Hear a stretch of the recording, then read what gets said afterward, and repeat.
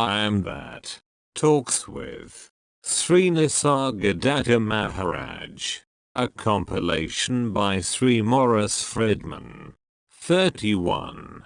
Do not undervalue attention. Questioner, as I look at you, you seem to be a poor man with very limited means, facing all the problems of poverty and old age, like everybody else. Maharaj, were I very rich, what difference would it make? I am what I am. What else can I be? I am neither rich nor poor. I am myself. Q. Yet, you are experiencing pleasure and pain. M. I am experiencing these in consciousness, but I am neither consciousness nor its content. Q. You say that in our real being we are all equal. How is it that your experience is so different from ours? M. My actual experience is not different. It is my evaluation and attitude that differ. I see the same world as you do, but not the same way. There is nothing mysterious about it. Everybody sees the world through the idea he has of himself. As you think yourself to be, so you think the world to be. If you imagine yourself as separate from the world will appear as separate from you and you will experience desire and fear. I do not see the world as separate from me, and so there is nothing for me to desire or fear. Q. You are a point of light in the world. Not everybody is. M. There is absolutely no difference between me and others, except in my knowing myself as I am. I am all. I know it for certain and you do not. Q. So we differ all the same. M. No, we do not. The difference is only in the mind and temporary. I was like you. You will be like me. Q. God made a most diversified world. M. The diversity is in you only. See yourself as you are and you will see the world as it is. A single block of reality. Indivisible. Indescribable. Your own creative power projects upon it a picture and all your questions refer to the picture. Q. A Tibetan yogi wrote that God creates the world for a purpose and runs it according to a plan. The purpose is good and the plan is most wise. M. All this is temporary. While I am dealing with the eternal, gods and their universes come and go. Avatars follow each other in endless succession. And in the end we are back at the source. I talk only of the timeless source of all the gods with all their universes. Past, present and future. Q. Do you know them all? Do you remember them? M. When a few boys stage a play for fun, what is there to see and to remember? Q. Why is half humanity male and half female? M. For their happiness. The impersonal, avyakta, becomes the personal vyakta. For the sake of happiness in relationship. By the grace of my Guru I can look with equal eye on the impersonal as well as the personal. Both are one to me. In life the personal merges in the impersonal. Q. How does the personal emerge from the impersonal? M. The two are but aspects of one reality. It is not correct to talk of one preceding the other. All these ideas belong to the waking state. Q. What brings in the waking state?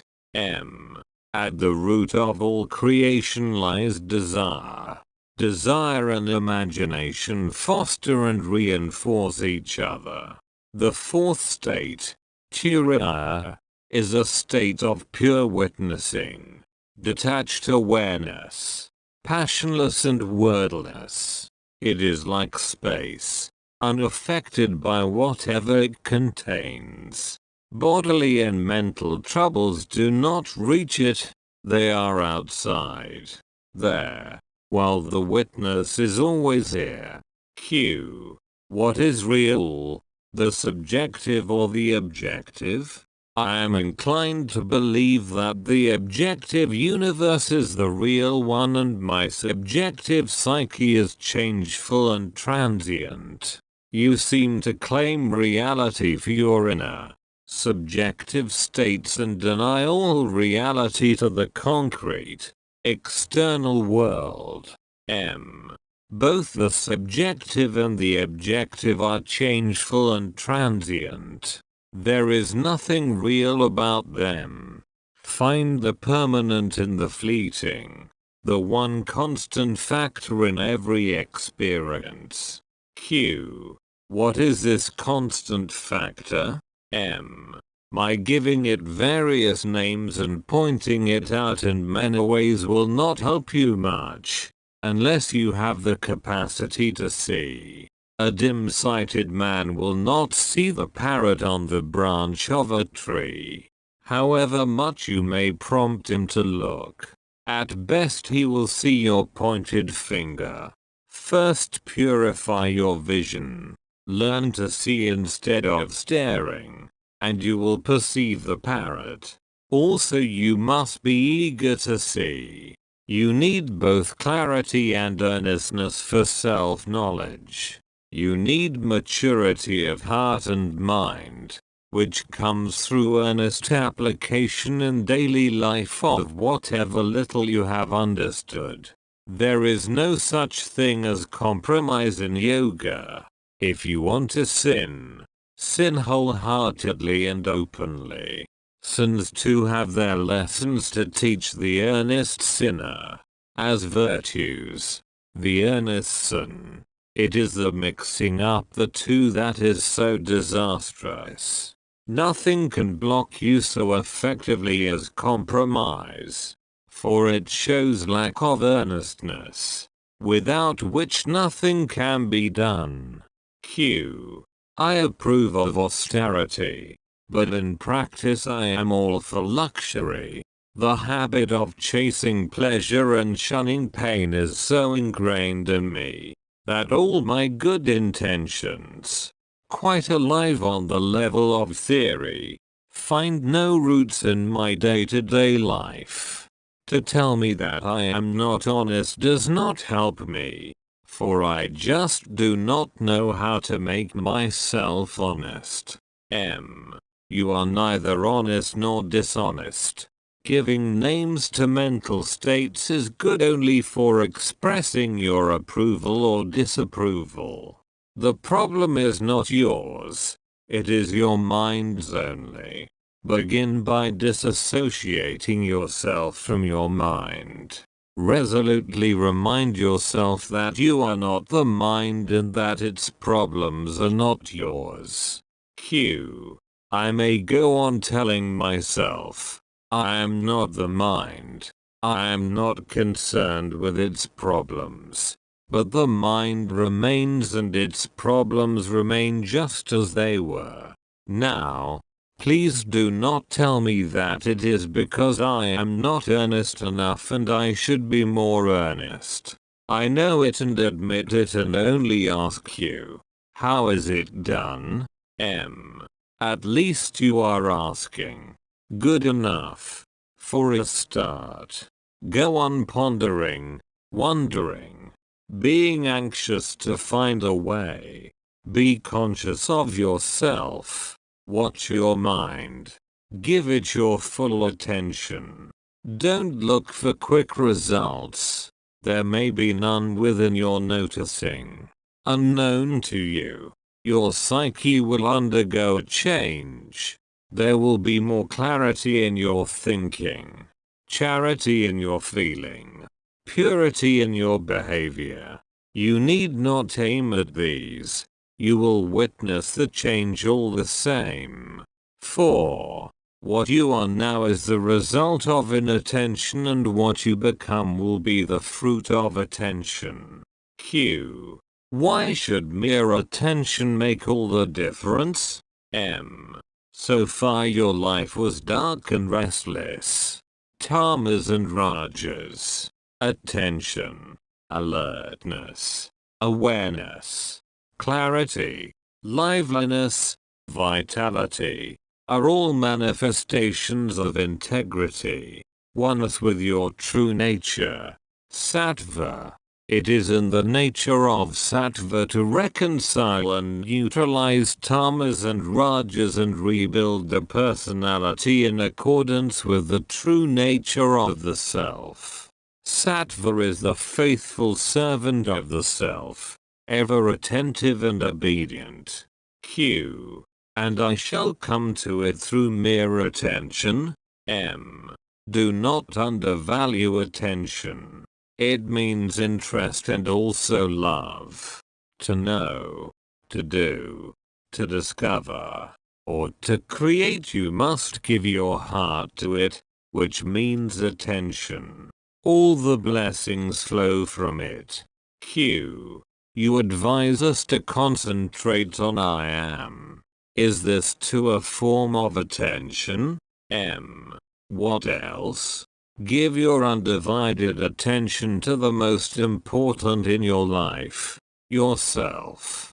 Of your personal universe you are the center. Without knowing the center, what else can you know? Q. But how can I know myself? To know myself I must be away from myself. But what is away from myself cannot be myself. So, it looks that I cannot know myself, only what I take to be myself. M. Quite right. As you cannot see your face, but only its reflection in the mirror, so you can know only your image reflected in the stainless mirror of pure awareness. Q. How am I to get such stainless mirror? M. Obviously, by removing stains. See the stains and remove them. The ancient teaching is fully valid. Q. What is seeing and what is removing? M. The nature of the perfect mirror is such that you cannot see it. Whatever you can see is bound to be a stain. Turn away from it. Give it up. Know it as unwanted. Q. All perceivables. Are they stains? M. All are stains. Q. The entire world is a stain. M. Yes, it is. Q. How awful. So, the universe is of no value. M. It is of tremendous value. By going beyond it you realize yourself. Q. But why did it come into being in the first instance? M. You will know it when it ends. Q. Will it ever end? M. Yes. For you. Q. When did it begin? M. Now. Q. When will it end? M. Now. Q. It does not end now. M. You don't let it. Q. I want to let it.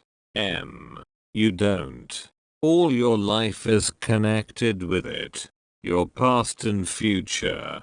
Your desires and fears. All have their roots in the world. Without the world, where are you? Who are you? Q. But that is exactly what I came to find out. M.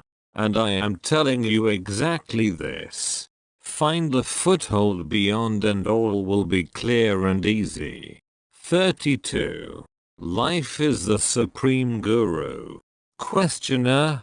We two came from far-off countries. One of us is British, the other American. The world in which we were born is falling apart and, being young, we are concerned. The old people hope they will die their own death, but the young have no such hope. Some of us may refuse to kill, but none can refuse to be killed. Can we hope to set the world right within our lifetime? Maharaj, what makes you think that the world is going to perish? Q. The instruments of destruction have become unbelievably potent. Also, our very productivity has become destructive of nature and of our cultural and social values. M. You are talking of the present times. It has been so everywhere and always. But the distressing situation may be temporary and local. Once over, it will be forgotten. Q. The scale of the impending catastrophe is unbelievably big. We live in the midst of an explosion. M. Each man suffers alone and dies alone. Numbers are irrelevant. There is as much death when 1,000,000 die as when one perishes. Q. Nature kills by the millions. But this does not frighten me. There may be tragedy or mystery in it, but no cruelty. What horrifies me is man-made suffering, destruction and desolation. Nature is magnificent in its doings and undoings. But there is meanness and madness in the acts of man. M. Right. So, it is not suffering and death that are your problem, but the meanness and madness at their root. Is not meanness also a form of madness? And is not madness the misuse of the mind? Humanity's problem lies in this misuse of the mind only. All the treasures of nature and spirit are open to man who will use his mind rightly. Q. What is the right use of mind? M. Fear and greed cause the misuse of the mind. The right use of mind is in the service of love, of life, of truth, of beauty. Q. Easier said than done. Love of truth, of man. Goodwill, what luxury. We need plenty of it to set the world right. But who will provide? M. You can spend an eternity looking elsewhere for truth and love, intelligence and goodwill, imploring God and man, all in vain. You must begin in yourself, with yourself. This is the inexorable law. You cannot change the image without changing the face. First realize that your world is only a reflection of yourself and stop finding fault with the reflection. Attend to yourself.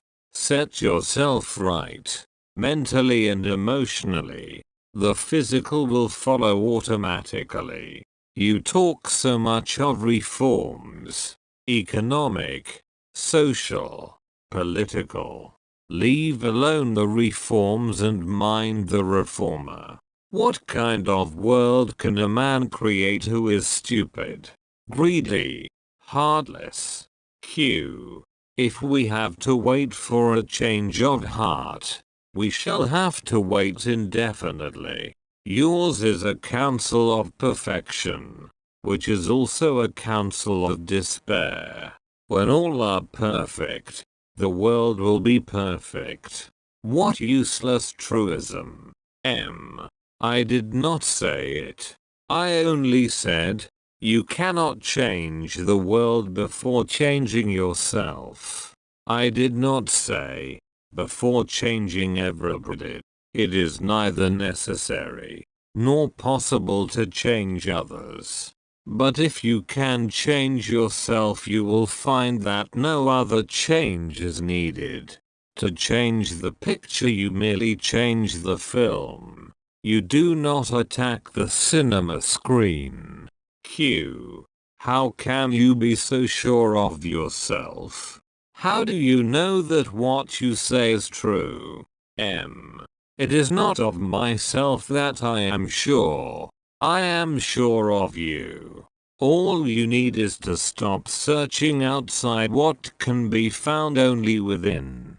Set your vision right before you operate. You are suffering from acute misapprehension. Clarify your mind. Purify your heart. Sanctify your life. This is the quickest way to a change of your world. Q. So many saints and mystics lived and died. They did not change my world. M. How could they? Your world is not theirs, nor is they yours. Q. Surely there is a factual world common to all. M. The world of things, of energy and matter. Even if there were such a common world of things and forces, it is not the world in which we live. Ours is a world of feelings and ideas, of attractions and repulsions, of scales of values, of motives and incentives, a mental world altogether. Biologically, we need very little. Our problems are of a different order. Problems created by desires and fears and wrong ideas can be solved only on the level of the mind. You must conquer your own mind, and for this you must go beyond it. Q. What does it mean to go beyond the mind? M. You have gone beyond the body, haven't you? You do not closely follow your digestion, circulation or elimination. These have become automatic. In the same way, the mind should work automatically, without calling for attention. This will not happen unless the mind works faultlessly. We are, most of our time, mind and body conscious, because they constantly call for help. Pain and suffering are only the body and the mind screaming for attention. To go beyond the body, you must be healthy. To go beyond the mind, you must have your mind in perfect order. You cannot leave a mess behind and go beyond. The mess will bog you up. Pick up your rubbish seems to be the universal law, and a just law too. Q. Am I permitted to ask you, how did you go beyond the mind? M. By the grace of my guru. Q. What shaped his grace took? M. He told me what is true. Q. What did he tell you? M. He told me I am the supreme reality. Q. What did you do about it? M. I trusted him and remembered it. Q. Is that all? M. Yes. I remembered him. I remembered what he said. Q. You mean to say that this was enough? M. What more needs be done? It was quite a lot to remember the guru and his words. My advice to you is even less difficult than this. Just remember yourself. I am is enough to heal your mind and take you beyond. Just have some trust. I don't mislead you. Why should I? Do I want anything from you? I wish you well. Such is my nature. Why should I mislead you? Common sense too will tell you that to fulfill a desire you must keep your mind on it. If you want to know your true nature, you must have yourself in mind all the time. until the secret of your being stands revealed. Q. Why should self-remembrance bring one to self-realization? M. Because they are but two aspects of the same state. Self-remembrance is in the mind. Self-realization is beyond the mind. The image in the mirror is of the face beyond the mirror. Q. Fair enough. But what is the purpose? M. To help others. One must be beyond the need of help. Q. All I want is to be happy. M. Be happy to make happy. Q. Let others take care of themselves. Truly desirable. M. Sir, you are not separate. The happiness you cannot share is spurious. Only the shareable is desirable. Q. Right. But do I need a guru? What you tell me is simple and convincing. I shall remember it. This does not make you my guru. M. It is not the worship of a person that is crucial, but the steadiness and depth of your devotion to the task. Life itself is the supreme guru. Be attentive to its lessons and obedient to its commands. When you personalize their source, you have an outer guru. When you take them from life directly, the guru is within.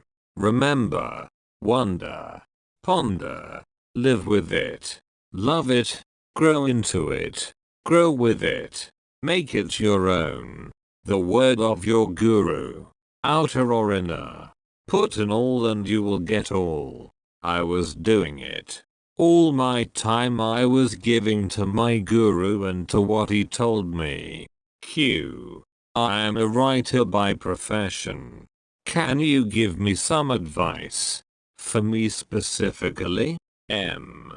Writing is both a talent and a skill. Grow in talent and develop in skill. Desire what is worth desiring and desire it well. Just like you pick your way in a crowd, passing between people, so you find your way between events, without missing your general direction. It is easy, if you are earnest. Q. So many times you mention the need of being earnest. But we are not men of single will. We are congeries of desires and needs. Instincts and promptings. They crawl over each other, sometimes one, sometimes another dominating, but never for long. M. There are no needs, desires only. Q. To eat, to drink, to shelter one's body, to live. M. The desire to live is the one fundamental desire. All else depends on it. Q. We live because we must. M. We live because we crave sensory existence. Q. A thing so universal cannot be wrong. M. Not wrong, of course. In its own place and time nothing is wrong. But when you are concerned with truth, with reality, you must question everything, your very life. By asserting the necessity of sensory and intellectual experience, you narrow down your inquiry to search for comfort. Q. I seek happiness, not comfort. M. Beyond comfort of mind and body, what happiness do you know? Q. Is there any other? M. Find out for yourself. Question every urge. Hold no desire legitimate. Empty of possession, physical and mental. Free of all self-concern. Be open for discovery. Q. It is a part of Indian spiritual tradition that mere living in the proximity of a sun or sage is conducive to liberation and no other means are needed. Why don't you organize an ashram so that people could live near you? The moment I create an institution, I become its prisoner. As a matter of fact, I am available to all. Common roof and food will not make people more welcome. Living near does not mean breathing the same air. It means trusting and obeying, not letting the good intentions of the teacher go to waste. Have your guru always in your heart and remember his instructions. This is real abidance with the true. Physical proximity is least important. Make your entire life an expression of your faith and love for your teacher. This is real dwelling with the guru. 33. Everything happens by itself. Questioner. Does a jnani die? Maharaj. He is beyond life and death. What we take to be inevitable, to be born and to die, appears to him but a way of expressing movement in the immovable, change in the changeless, and in the endless. To the jnani it is obvious that nothing is born and nothing dies. Nothing lasts and nothing changes. All is as it is, timelessly. Q. You say the jnani is beyond. Beyond what? Beyond knowledge? M. Knowledge has its rising and setting. Consciousness comes into being and goes out of being. It is a matter of daily occurrence and observation. We all know that sometimes we are conscious and sometimes not. When we are not conscious, it appears to us as a darkness or a blank. But a jnani is aware of himself as neither conscious nor unconscious, but purely aware, a witness to the three states of the mind and their contents. Q. When does this witnessing begin? M. To a jnani nothing has beginning or ending. As salt dissolves in water, so does everything dissolve into pure being. Wisdom is eternally negating the unreal. To see the unreal is wisdom. Beyond this lies the inexpressible. Q. There is in me the conviction. I am the body granted. I am talking from unwisdom, but the state of feeling oneself the body-mind, the mind-body, or even pure mind, when did it begin? M. You cannot speak of a beginning of consciousness. The very ideas of beginning and time are within consciousness. To talk meaningfully of the beginning of anything, you must step out of it. And the moment you step out, you realize that there is no such thing and never was.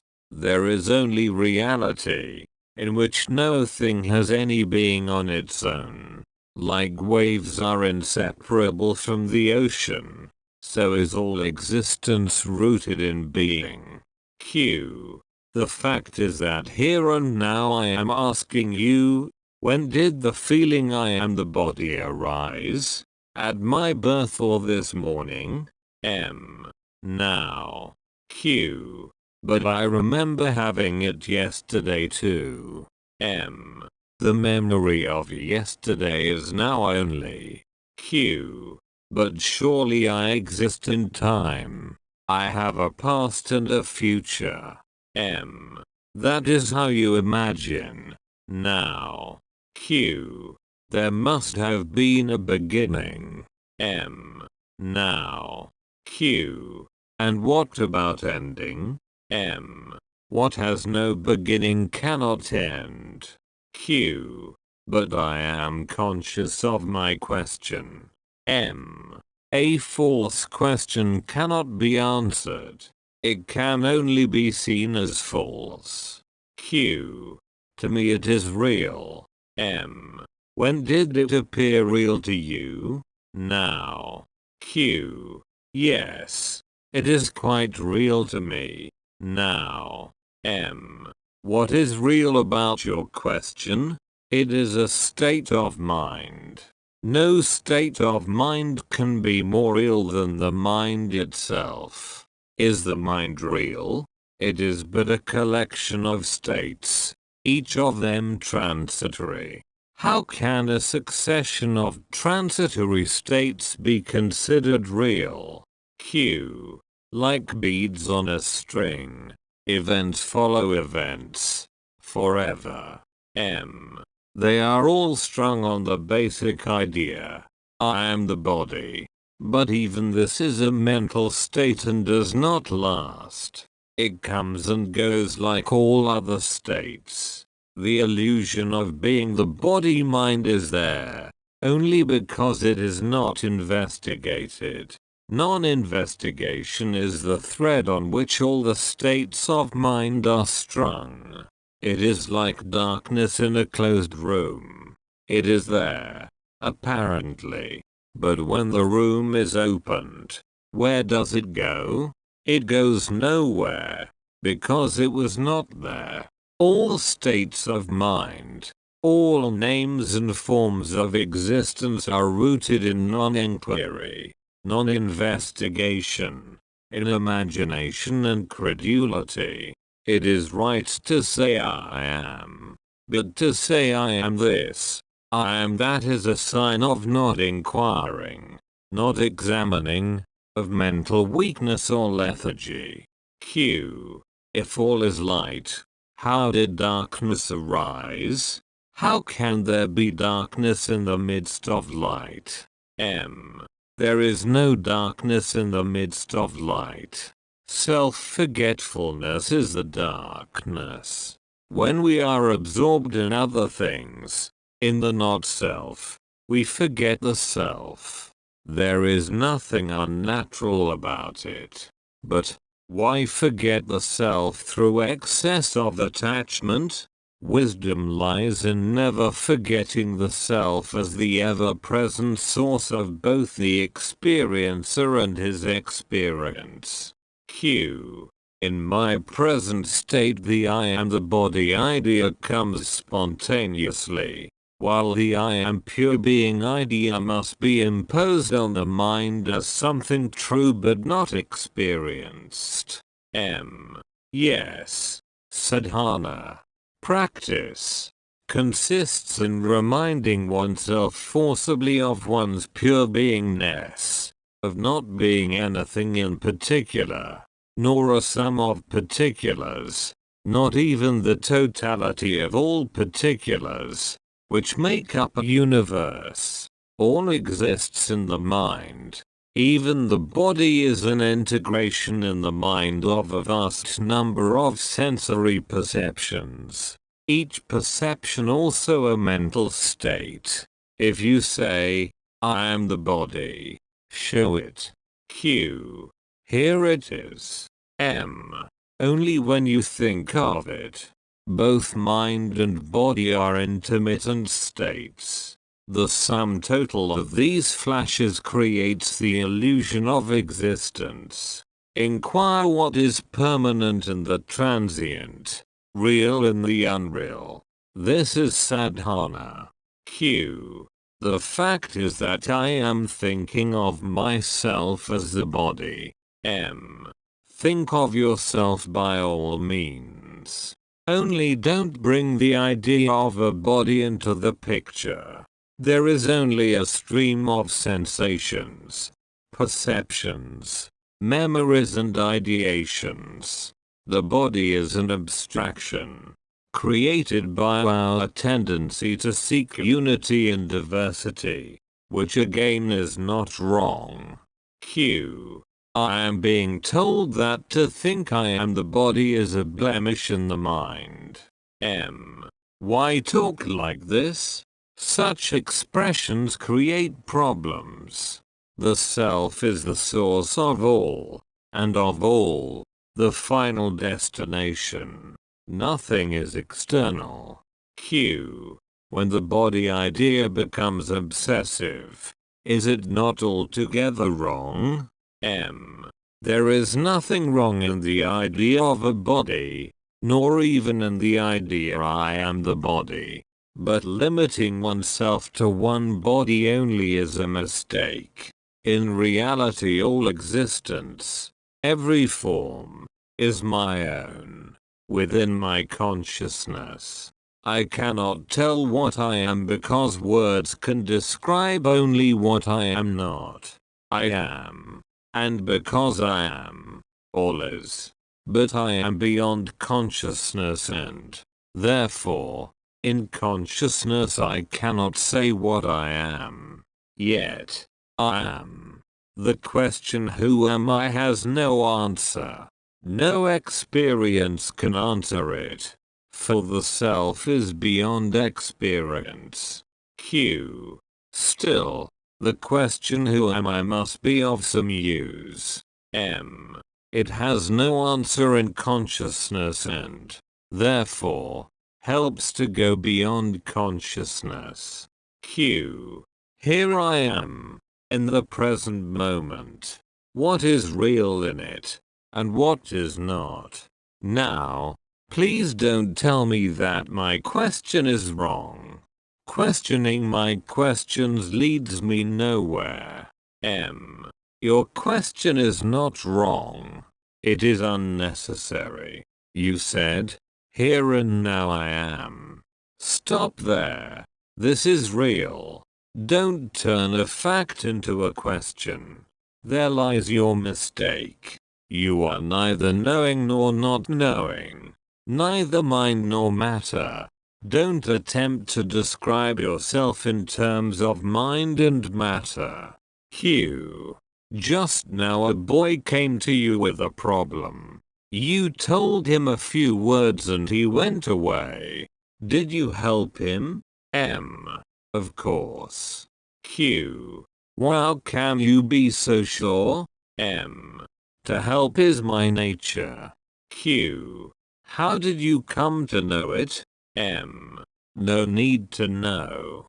It operates by itself. Q. Still you have made a statement. On what is it based? M. On what people tell me. But it is you who asks for proofs. I do not need them. Setting things right lies in my very nature, which is Satcham, Shivam, Sundaram, the true, the good, the beautiful. Q. When a man comes to you for advice and you give him advice, wherefrom does it come and by what power does it help? M. His own being affects his mind and induces a response. Q. And what is your role? M. In me the man and his self come together. Q.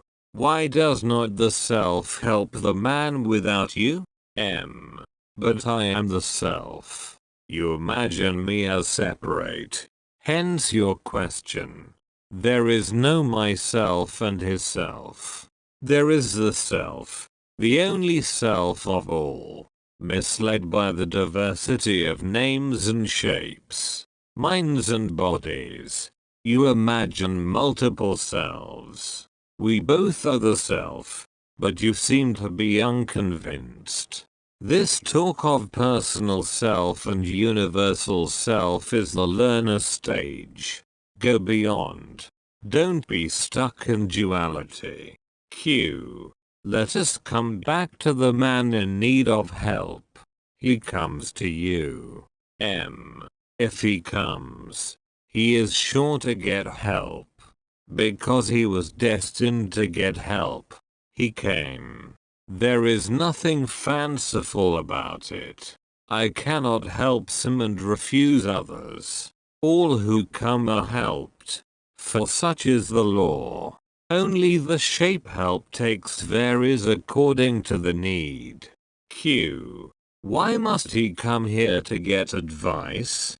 Can't he get it from within? M. He will not listen. His mind is turned outward. But in fact all experience is in the mind. And even his coming to me and getting help is all within himself. Instead of finding an answer within himself, he imagines an answer from without. To me there is no me, no man and no giving. All this is merely a flicker in the mind. I am infinite peace and silence in which nothing appears. For all that appears, disappears. Nobody comes for help. Nobody offers help. Nobody gets help. It is all but a display in consciousness. Q. Yet the power to help is there, and there is somebody or something that displays that power. Call it God or self or the universal mind. The name does not matter, but the fact does. M. This is the stand the body-mind takes. The pure mind sees things as they are. Bubbles in consciousness. These bubbles are appearing, disappearing and reappearing, without having real being. No particular cause can be ascribed to them, for each is caused by all and affects all. Each bubble is a body and all these bodies are mine. Q. Do you mean to say that you have the power to do everything rightly? M. There is no power as separate from me. It is inherent in my very nature. Call it creativity. Out of a lump of gold you can make many ornaments. Each will remain gold. Similarly, in whatever role I may appear and whatever function I may perform, I remain what I am. The I am immovable, unshakable, independent. What you call the universe, nature, is my spontaneous creativity. Whatever happens, happens. But such is my nature that all ends in joy. Q. I have a case of a boy gone blind because his stupid mother fed him methyl alcohol. I am requesting you to help him. You are full of compassion and, obviously, eager to help. By what power can you help him? M. His case is registered in consciousness. It is there, indelibly. Consciousness will operate. Q. Does it make any difference that I ask you to help? M. Your asking is a part of the boy's blindness. Because he is blind, you ask. You have added nothing. Q. But your help will be a new factor? M. No. All is contained in the boy's blindness. All is in it. The mother, the boy, you and me and all else. It is one event. Q. You mean to say that even our discussing the boy's case was predestined? M. How else? All things contain their future. The boy appears in consciousness. I am beyond. I do not issue orders to consciousness. I know that it is in the nature of awareness to set things right. Let consciousness look after its creations. The boy's sorrow, your pity, my listening and consciousness acting. All this is one single fact. Don't split it into components and then ask questions. Q. How strangely does your mind work? M. You are strange. Not me. I am normal. I am sane. I see things as they are. And therefore I am not afraid of them. But you are afraid of reality. Q. Why should L? M. It is ignorance of yourself that makes you afraid and also unaware that you are afraid. Don't try not to be afraid. Break down the wall of ignorance first. People are afraid to die because they do not know what is death. The Jnani has died before his death. He saw that there was nothing to be afraid of.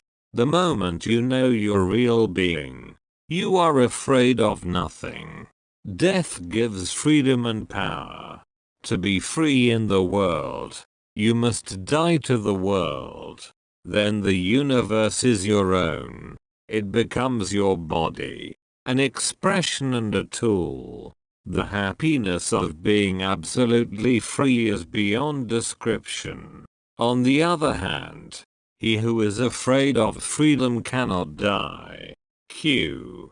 You mean that one who cannot die cannot live? M. Put it as you like. Attachment is bondage. Detachment is freedom. To crave is to slave. Q.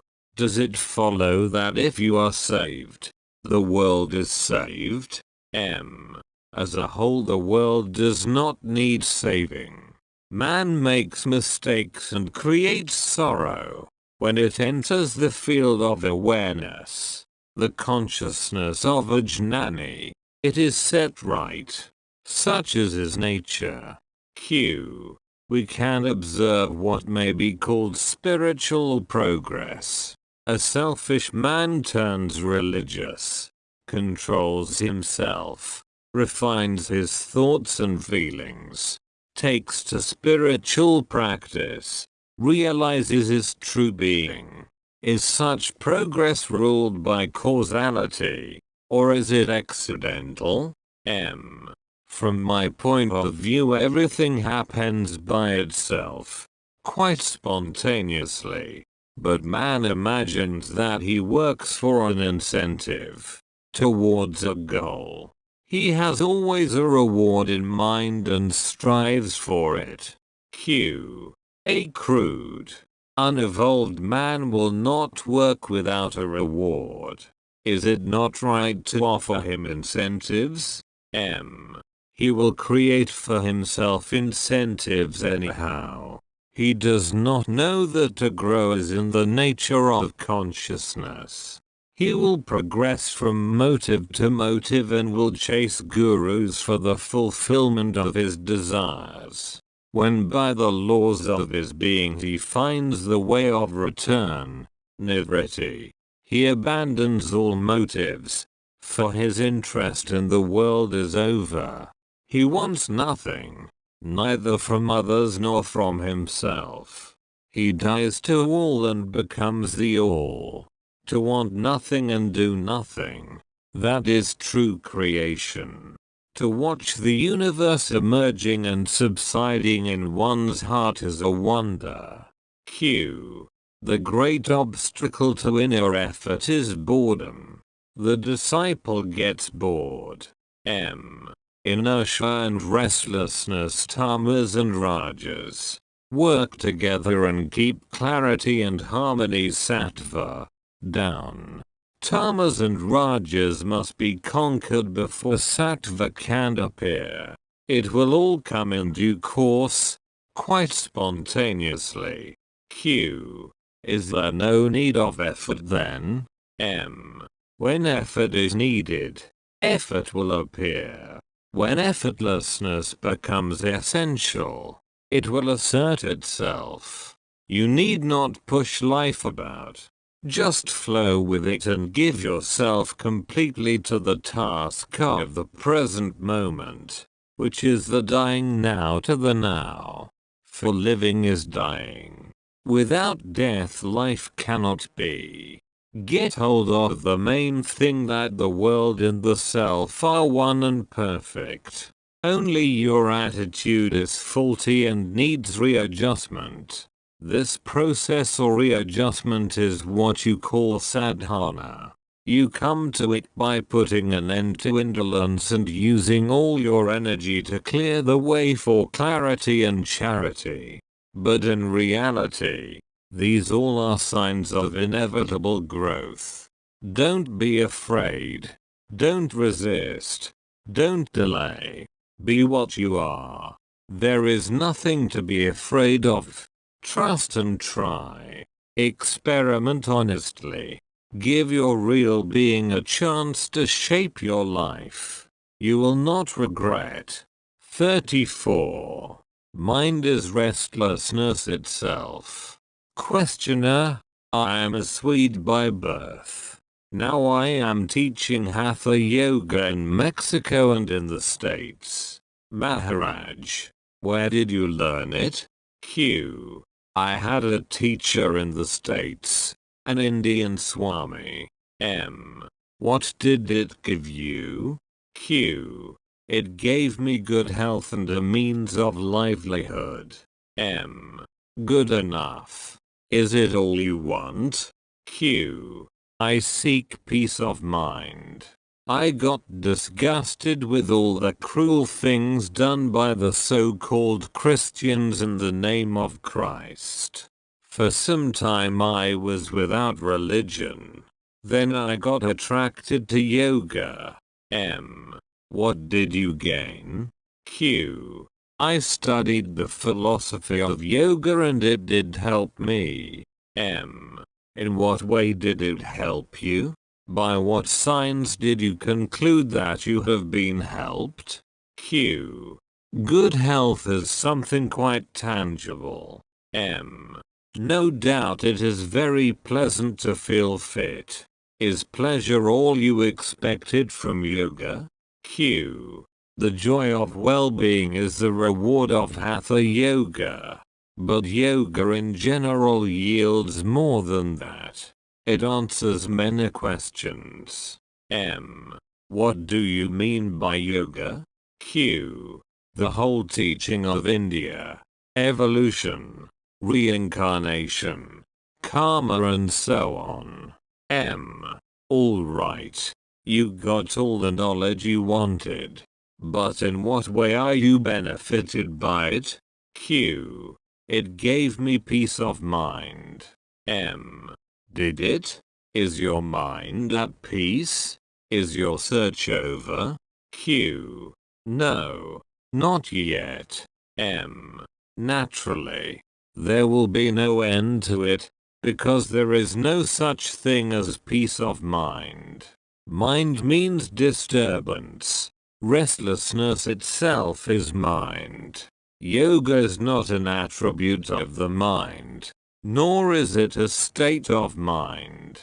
Q: some measure of peace I did derive from yoga. M: examine closely and you will see that the mind is seething with thoughts. It may go blank occasionally, but it does it for a time and reverts to its usual restlessness. A becalmed mind is not a peaceful mind. You say you want to pacify your mind. Is he, who wants to pacify the mind, himself peaceful? Q: number. I am not at peace. I take the help of yoga. M: don't you see the contradiction? For many years you sought your peace of mind. You could not find it. For a thing essentially restless cannot be at peace. Q: there is some improvement. M: the peace you claim to have found is very brittle. Any little thing can crack it. What you call peace is only absence of disturbance. It is hardly worth the name. The real peace cannot be disturbed. Can you claim a peace of mind that is unassailable? Q: L am striving. M: striving too is a form of restlessness. Q: so what remains? M: the self does not need to be put to rest. It is peace itself, not at peace. Only the mind is restless. All it knows is restlessness, with its many modes and grades. The pleasant are considered superior and the painful are discounted. What we call progress is merely a changeover from the unpleasant to the pleasant. But changes by themselves cannot bring us to the changeless. For whatever has a beginning must have an end. The real does not begin. It only reveals itself as beginningless and endless, all-pervading, all-powerful, immovable prime mover, timelessly changeless. Q. So what has one to do? M. Through yoga you have accumulated knowledge and experience. This cannot be denied. But of what use is it all to you? Yoga means union, joining. What have you reunited? Rejoined. Q. I am trying to rejoin the personality back to the real self. M. The personality, Vyakti, is but a product of imagination. The self, Vyakta, is the victim of this imagination. It is the taking yourself to be what you are not that binds you. The person cannot be said to exist on its own rights. It is the self that believes there is a person and is conscious of being it. Beyond the self, Vyakta, lies the unmanifested. Avyakta, the causeless cause of everything. Even to talk of reuniting the person with the self is not right, because there is no person. Only a mental picture given a false reality by conviction. Nothing was divided and there is nothing to unite. Q. Yoga helps in the search for and the finding of the self. M. You can find what you have lost, but you cannot find what you have not lost. Q. Had I never lost anything, I would have been enlightened. But I am not. I am searching. Is not my very search a proof of my having lost something? M. It only shows that you believe you have lost. But who believes it? And what is believed to be lost? Have you lost a person like yourself? What is the self you are in search of? What exactly do you expect to find? Q. The true knowledge of the self. M. The true knowledge of the self is not a knowledge. It is not something that you find by searching, by looking everywhere. It is not to be found in space or time. Knowledge is but a memory, a pattern of thought, a mental habit. All these are motivated by pleasure and pain. It is because you are goaded by pleasure and pain that you are in search of knowledge. Being oneself is completely beyond all motivation. You cannot be yourself for some reason. You are yourself, and no reason is needed. Q. By doing yoga I shall find peace. M. Can there be peace apart from yourself? Are you talking from your own experience or from books only? Your book knowledge is useful to begin with, but soon it must be given up for direct experience, which by its very nature is inexpressible. Words can be used for destruction also. Of words images are built. By words they are destroyed. You got yourself into your present state through verbal thinking. You must get out of it the same way. Q. I did attain a degree of inner peace. Am I to destroy it? M. What has been attained may be lost again. Only when you realize the true peace, the peace you have never lost, that peace will remain with you, for it was never away.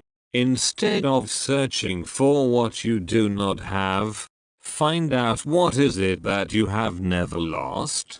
That which is there before the beginning and after the ending of everything.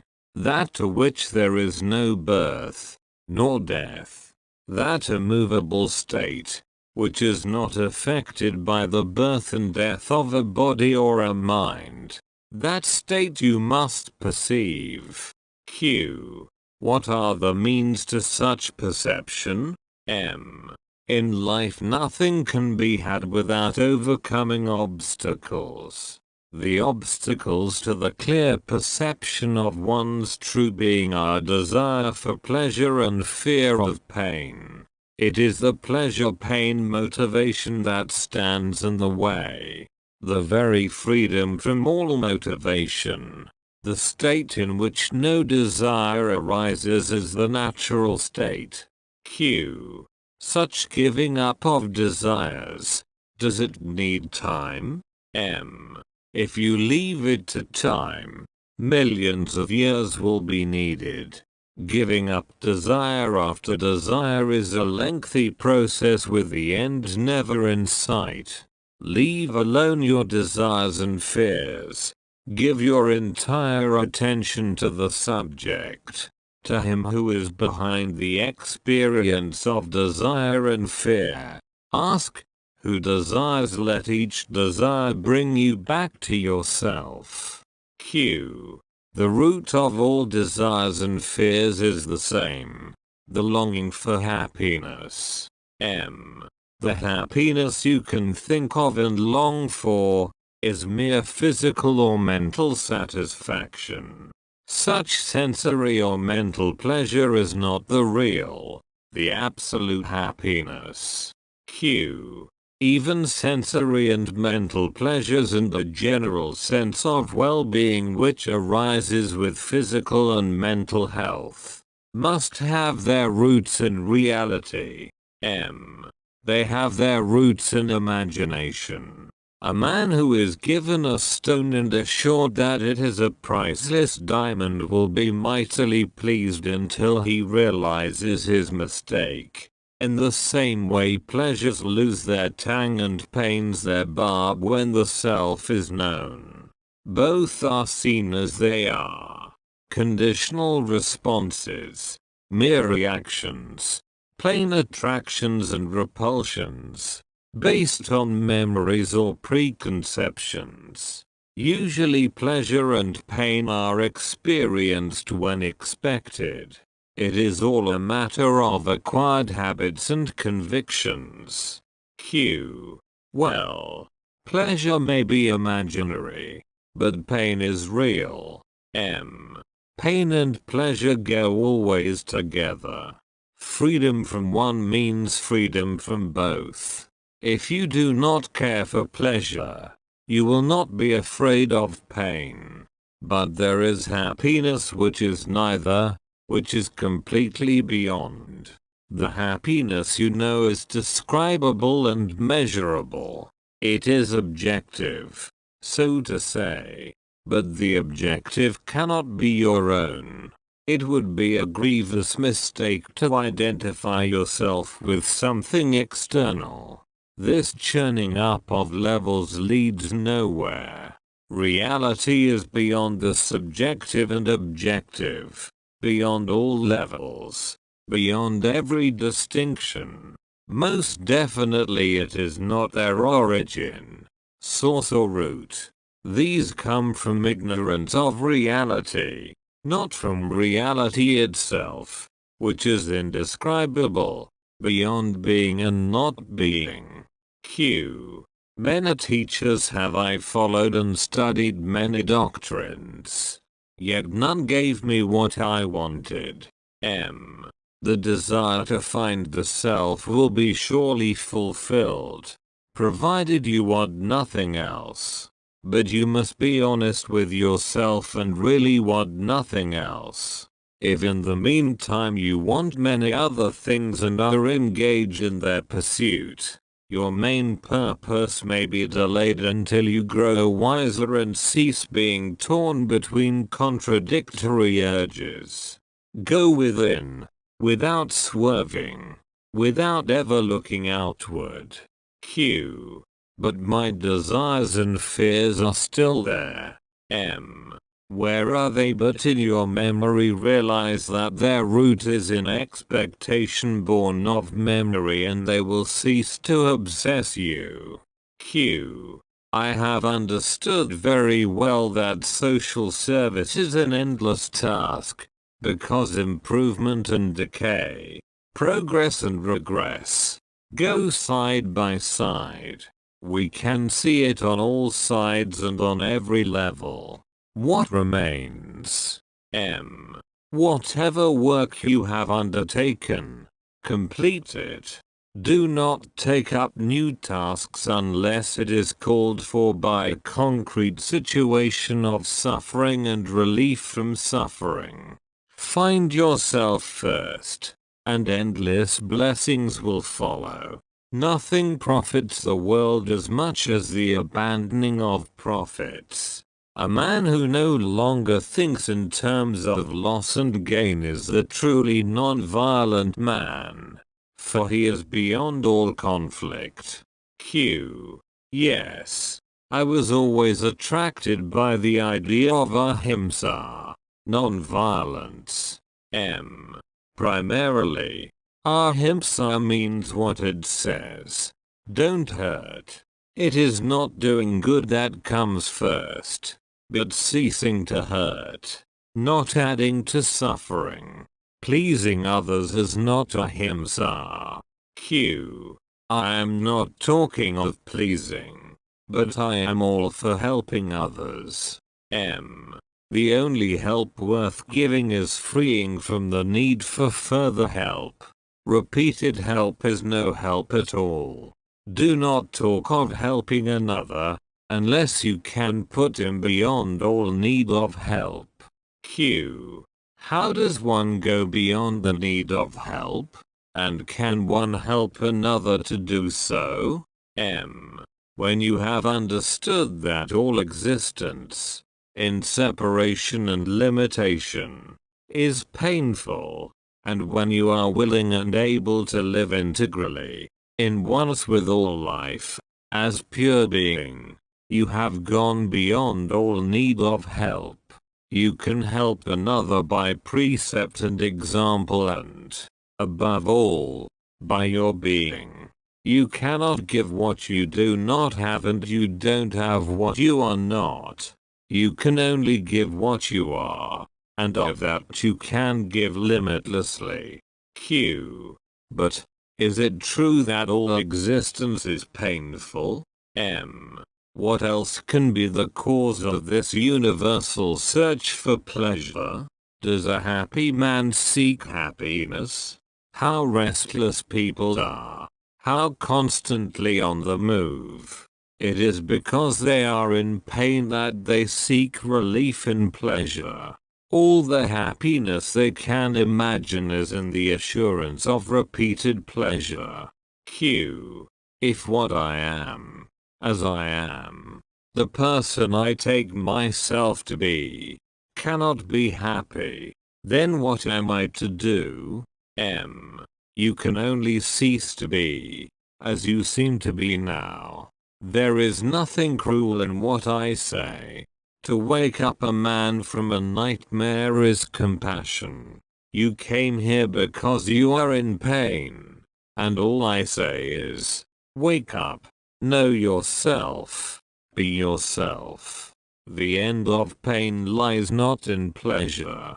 When you realize that you are beyond both pain and pleasure, aloof and unassailable, then the pursuit of happiness ceases and the resultant sorrow too.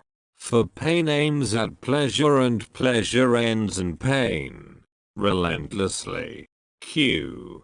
In the ultimate state there can be no happiness, M. nor sorrow, only freedom. Happiness depends on something or other and can be lost. Freedom from everything depends on nothing and cannot be lost. Freedom from sorrow has no cause and, therefore, cannot be destroyed. Realize that freedom. Q. Am I not born to suffer as a result of my past? Is freedom possible at all? Was I born of my own will? Am I not just a creature? What is birth and death but the beginning and the ending of a stream of events in consciousness? Because of the idea of separation and limitation, they are painful. Momentary relief from pain we call pleasure. And we build castles in the air hoping for endless pleasure which we call happiness. It is all misunderstanding and misuse. Wake up. Go beyond. Live really. Q. My knowledge is limited. My power negligible. M. Being the source of both the self is beyond both knowledge and power. The observable is in the mind. The nature of the self is pure awareness, pure witnessing, unaffected by the presence or absence of knowledge or liking. Have your being outside this body of birth and death and all your problems will be solved. They exist because you believe yourself born to die. Undeceive yourself and be free. You are not a person. 35. Greatest guru is your inner self. Questioner. On all sides I hear that freedom from desires and inclinations is the first condition of self-realization. But I find the condition impossible of fulfillment. Ignorance of oneself causes desires and desires perpetuate ignorance. A truly vicious circle. Maharaj. There are no conditions to fulfill. There is nothing to be done. Nothing to be given up. Just look and remember. Whatever you perceive is not you, nor yours. It is there in the field of consciousness. But you are not the field and its contents, nor even the knower of the field. It is your idea that you have to do things that entangle you in the results of your efforts. The motive, the desire, the failure to achieve, the sense of frustration. All this holds you back. Simply look at whatever happens and know that you are beyond it. Q. Does it mean I should abstain from doing anything? M. You cannot. What goes on must go on. If you stop suddenly, you will crash. Q. Is it a matter of the known and the knower becoming one? M. Both are ideas in the mind, and words that express them. There is no self in them. The self is neither between nor beyond. To look for it on the mental level is futile. Stop searching and see.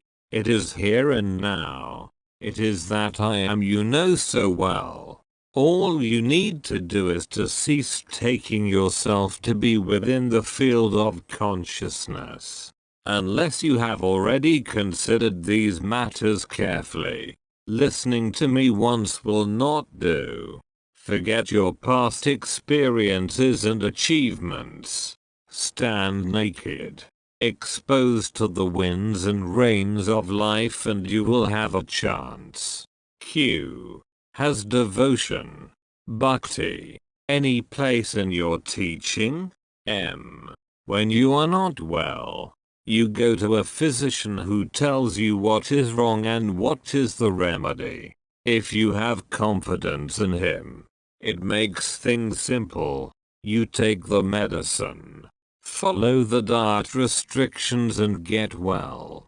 But if you do not trust him, you may still take a chance, or you may study medicine yourself. In all cases it is your desire for recovery that moves you, not the physician. Without trust there is no peace. Somebody or other you always trust. It may be your mother, or your wife, Of all the people that know of the self, the liberated man is the most trustworthy. But merely to trust is not enough. You must also desire. Without desire for freedom, of what use is the confidence that you can acquire freedom? Desire and confidence must go together. The stronger your desire, the easier comes the help. The greatest guru is helpless as long as the disciple is not eager to learn. Eagerness and earnestness are all important. Confidence will come with experience. Be devoted to your goal, and devotion to him who can guide you will follow. If your desire and confidence are strong, they will operate and take you to your goal. For you will not cause delay by hesitation and compromise. The greatest guru is your inner self. Truly, he is the supreme teacher. He alone can take you to your goal, and he alone meets you at the end of the road. Confide in him and you need no outer guru. But again, you must have the strong desire to find him and do nothing that will create obstacles and delays.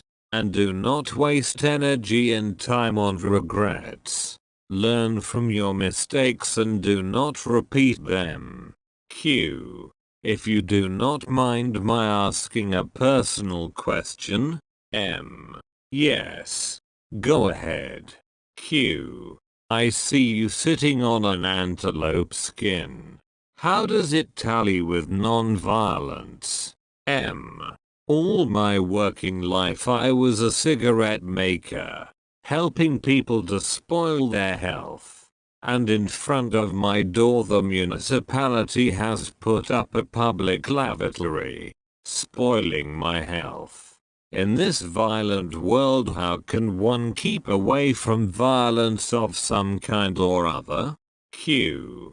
Surely all avoidable violence should be avoided. And yet in India every holy man has his tiger, lion, leopard or antelope skin to sit on. M. Maybe because no plastics were available in ancient times and a skin was best to keep the damp away. Rheumatism has no charm, even for a son. Thus the tradition arose that for lengthy meditations a skin is needed. Just like the drum hide in a temple, so is the antelope skin of a yogi. We hardly notice it. Q. But the animal had to be killed. M. I have never heard of a yogi killing a tiger for his hide. The killers are not yogis and the yogis are not killers. Q. Should you not express your disapproval by refusing to sit on a skin? M. What an idea. I disapprove of the entire universe. Why only a skin? Q. What is wrong with the universe? M. Forgetting yourself is the greatest injury. All the calamities flow from it. Take care of the most important. The lesser will take care of itself. You do not tidy up a dark room. You open the windows first. Letting in the light makes everything easy. So, let us wait with improving others until we have seen ourselves as we are, and have changed. There is no need to turn round and round in endless questioning. Find yourself and everything will fall into its proper place. Q. The urge to return to the source is very rare. Is it at all natural? M. Outgoing is natural in the beginning, ingoing, in the end. But in reality the two are one. Just like breathing in and out are one. Q. In the same way are not the body and the dweller in the body one? M. events in time and space, birth and death, cause and effect. These may be taken as one, but the body and the embodied are not of the same order of reality. The body exists in time and space, transient and limited, while the dweller is timeless and spaceless, eternal and all-pervading. To identify the two is a grievous mistake and the cause of endless suffering.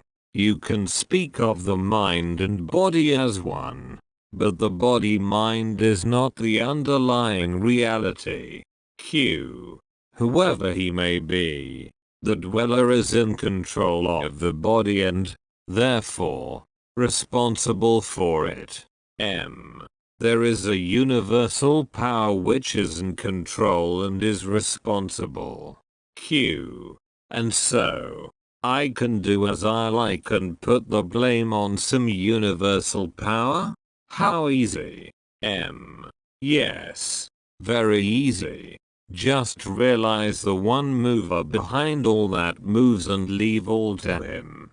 If you do not hesitate, or cheat, this is the shortest way to reality. Stand without desire and fear, relinquishing all control and all responsibility. What madness. Yes. Divine madness. What is wrong in letting go the illusion of personal control and personal responsibility? Both are in the mind only. Of course, as long as you imagine yourself to be in control, you should also imagine yourself to be responsible. One implies the other. How can the universal be responsible for the particular? All life on earth depends on the sun. Yet you cannot blame the sun for all that happens, though it is the ultimate cause. Light causes the color of the flower, but it neither controls, nor is responsible for it directly. It makes it possible. That is all. What I do not like in all this is taking refuge in some universal power. You cannot quarrel with facts. Whose facts? Yours or mine? Yours. You cannot deny my facts, for you do not know them. Could you know them, you would not deny them. Here lies the trouble. You take your imagining for facts and my facts for imagination. I know for certain that all is one. Differences do not separate. Either you are responsible for nothing, or for everything. To imagine that you are in control and responsible for one body only is the aberration of the body-mind. Still, you are limited by your body. Only in matters pertaining to the body. This I do not mind. It is like enduring the seasons of the year. They come, they go, they hardly affect me. In the same way body-minds come and go. Life is forever in search of new expressions. As long as you do not put all the burden of evil on God, I am satisfied. There may be a God for all I know, but to me he is a concept projected by the human mind. He may be a reality to you, but to me society is more real than God, for I am both its creature and its prisoner. Your values are wisdom and compassion. Society is sagacious selfishness. I live in a world quite different from yours. None compels. None compels you, but I am compelled. My world is an evil world, full of tears, toil and pain. to explain it away by the intellectualizing. By putting forth theories of evolution and karma is merely adding insult to injury. The god of an evil world is a cruel god. You are the god of your world and you are both stupid and cruel. Let God be a concept, your own creation. Find out who you are. How did you come to live? Longing for truth, goodness and beauty in a world full of evil. Of what use is your arguing for or against God when you just do not know who is God and what are you talking about? The God born of fear and hope, shaped by desire and imagination, cannot be the power that is, the mind and the heart of the universe. I agree that the world I live in and the God I believe in are both creatures of imagination. But in what way are they created by desire? Why do I imagine a world so painful and a God so indifferent? What is wrong with me that I should torture myself so cruelly? The enlightened man comes and tells me, it is but a dream to put an end to it. But is he not himself a part of the dream? I find myself trapped and see no way out. You say you are free. Of what are you free? For heaven's sake, don't feed me on words. Enlighten me. Help me to wake up, since it is you who sees me tossing in my sleep. When I say I am free, I merely state a fact. If you are an adult, you are free from infancy. I am free from all description and identification. Whatever you may hear, see, or think of, I am not that. I am free from being a percept, or a concept. Still, you have a body and you depend on it.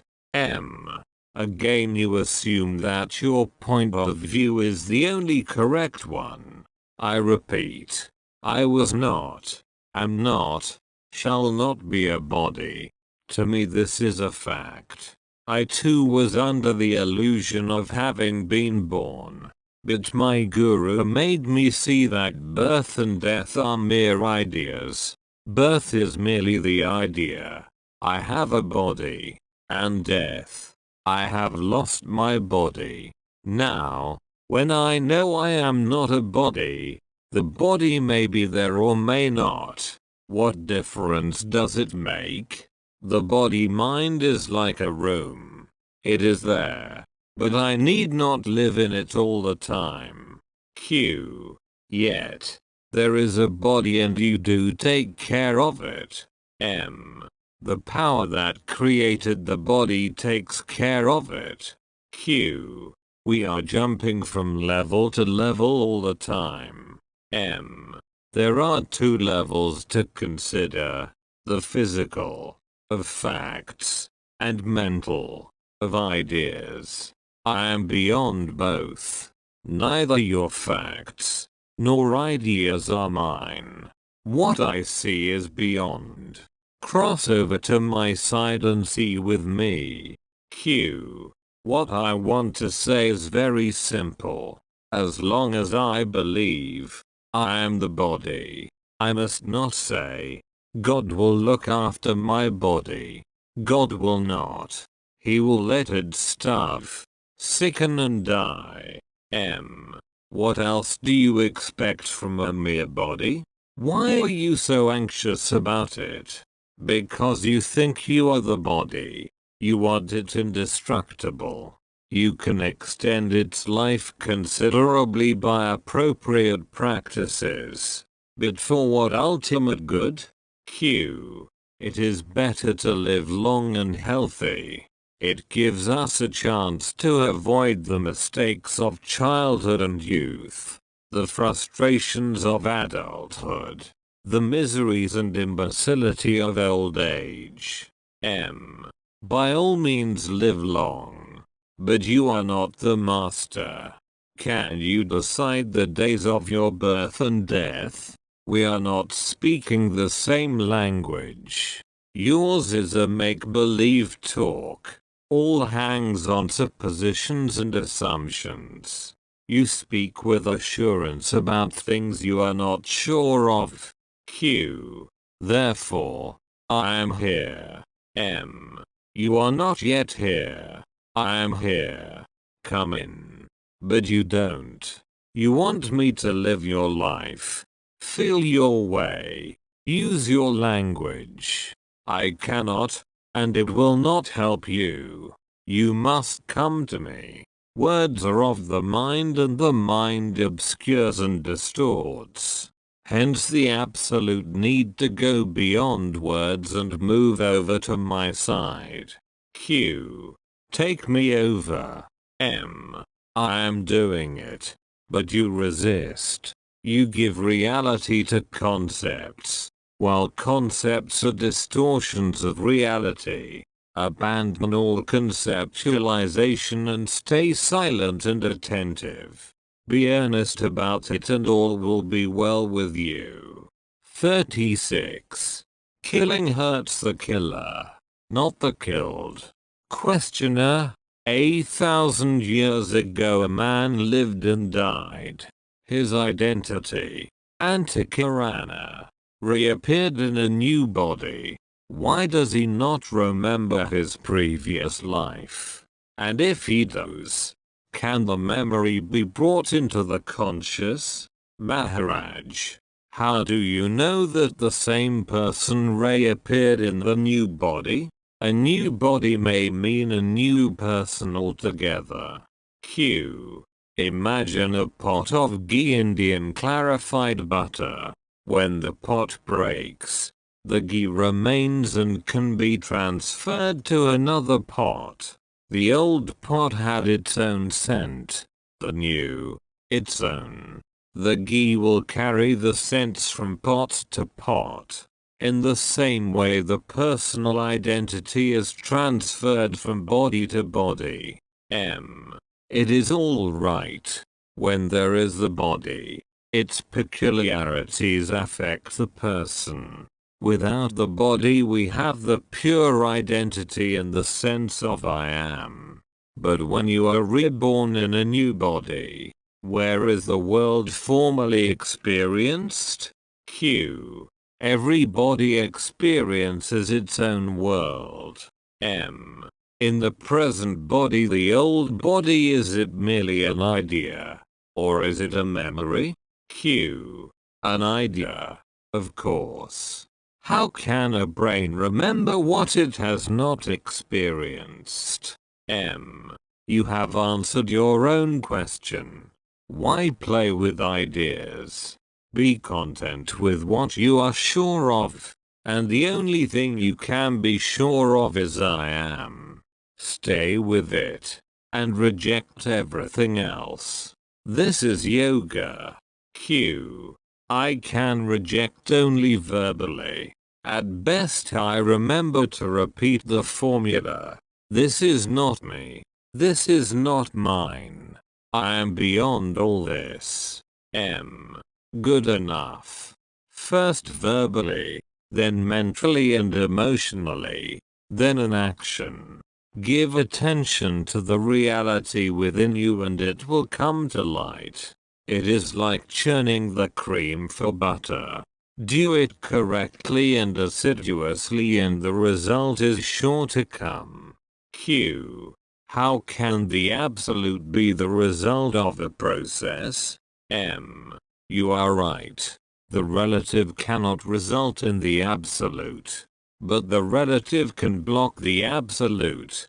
Just as the non-churning of the cream may prevent the butter from separating. It is the real that creates the urge. The inner prompts the outer and the outer responds in interest and effort. But ultimately there is no inner, nor outer. The light of consciousness is both the creator and the creature, the experiencer and the experience, the body and the embodied. Take care of the power that projects all this and your problems will come to an end. Q. Which is the projecting power?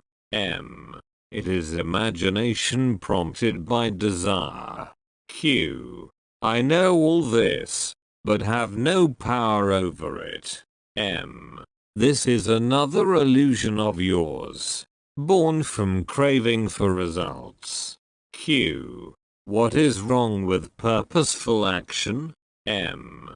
It does not apply. In these matters there is no question of purpose, nor of action. All you need is to listen. Remember. Ponder. It is like taking food. All you can do is to bite off, chew and swallow. All else is unconscious and automatic. Listen. Remember and understand. The mind is both the actor and the stage. All is of the mind and you are not the mind. The mind is born and reborn, not you. The mind creates the world and all the wonderful variety of it. Just like in a good play you have all sorts of characters and situations. So you need a little of everything to make a world. Q. Nobody suffers in a play. M.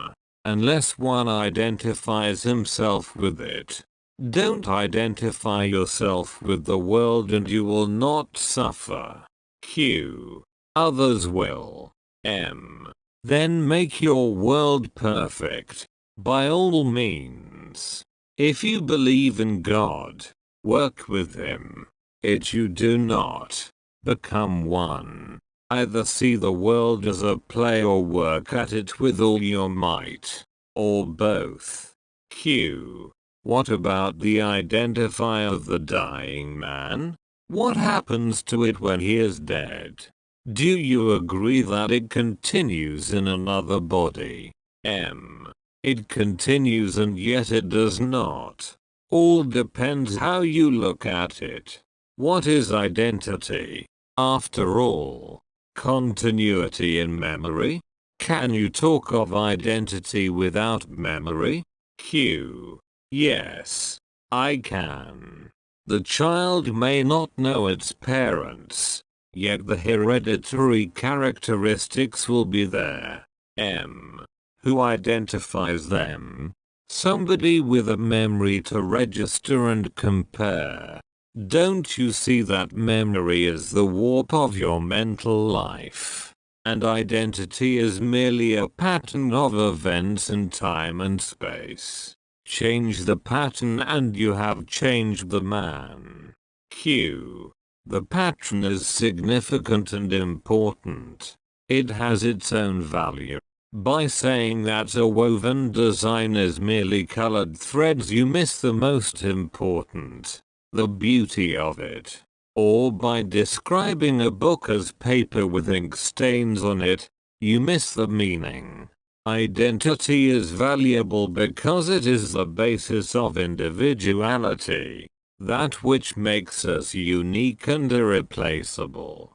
I am is the intuition of uniqueness. M. Yes and no. Identity, individuality, uniqueness. They are the most valuable aspects of the mind, yet of the mind only. I am all there is to is an experience equally valid. The particular and the universal are inseparable. They are the two aspects of the nameless, as seen from without and from within. Unfortunately, words only mention, but don't convey. Try to go beyond the words. Q. What dies with death? M. The idea I am this body dies. The witness does not. Q. The Jains believe in a multiplicity of witnesses, forever separate. M. That is their tradition based on the experience of some great people. The one witness reflects itself in the countless bodies as I am. As long as the bodies, however subtle, last, the I am appears as many. Beyond the body there is only the one. Q. God. M. The Creator is a person whose body is the world. The Nameless One is beyond all gods. Q. Sri Ramana Maharshi died. What difference did it make to him? M. None. What he was, he is, the absolute reality. Q. But to the common man death makes a difference. M. What he thinks himself to be before death he continues to be after death. His self-image survives. Q. The other day there was a talk about the use by the Jnani of animal skins for meditation, etc. I was not convinced. It is easy to justify everything by referring to custom and tradition. Customs may be cruel and tradition corrupt. They explain, but do not justify. M. I never meant to say that lawlessness follows self-realization. A liberated man is extremely law-abiding, but his laws are the laws of his real self, not of his society.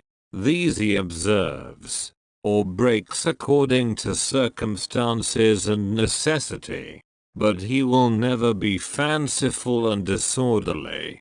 Q.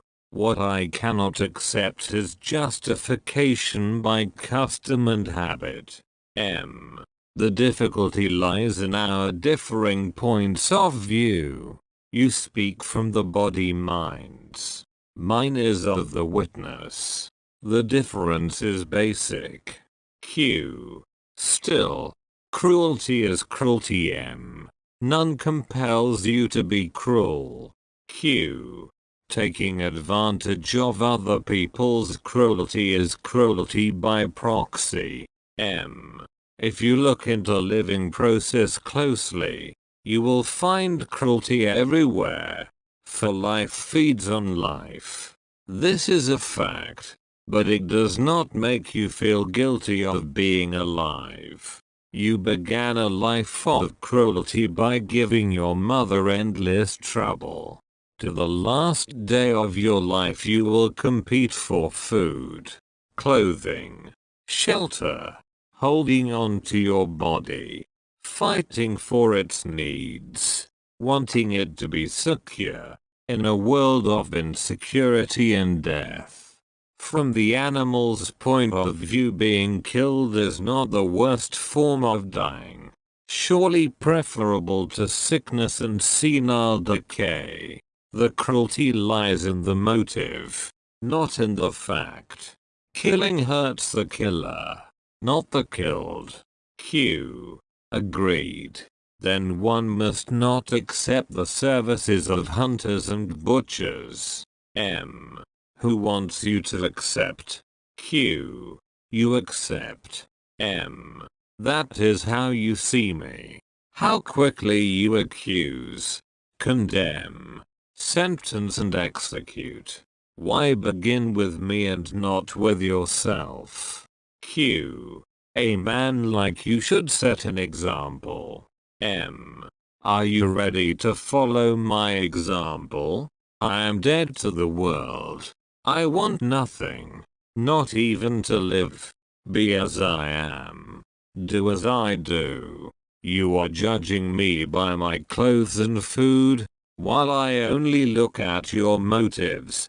If you believe to be the body and the mind and act on it, you are guilty of the greatest cruelty. Cruelty to your own real being. Compared to it, all other cruelties do not count. Q. You are taking refuge in the claim that you are not the body, but you are in control of the body and responsible for all it does. To allow the body full autonomy would be imbecility, madness. M. Cool down.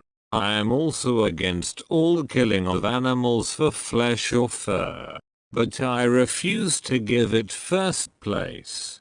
Vegetarianism is a worthy cause, but not the most urgent. All causes are served best by the man who has returned to his source. Q. When I was at Sri Ramanashram, I felt Bhagwan all over the place, all pervading, all perceiving. M. You had the necessary faith. Those who have true faith in him will see him everywhere and at all times. All happens according to your faith, and your faith is the shape of your desire. Q. The faith you have in yourself, is not that too a shape of a desire? M. When I say, I am, I do not mean a separate entity with a body as its nucleus. I mean the totality of being, the ocean of consciousness, the entire universe of all that is and knows. I have nothing to desire, for I am complete forever.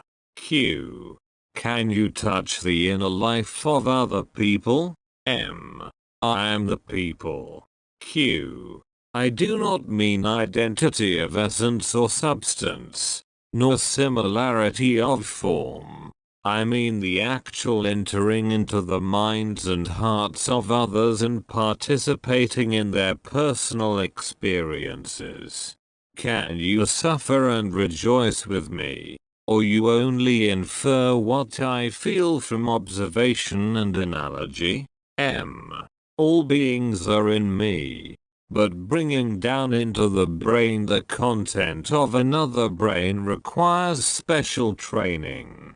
There is nothing that cannot be achieved by training. Q. I am not your projection, nor are you mine. I am on my own right, not merely as your creation. This crude philosophy of imagination and projection does not appeal to me. You are depriving me of all reality. Who is the image of whom? You are my image, or am I yours? Or am I an image in my own image? No. Something is wrong somewhere. M. Words betray their hollowness.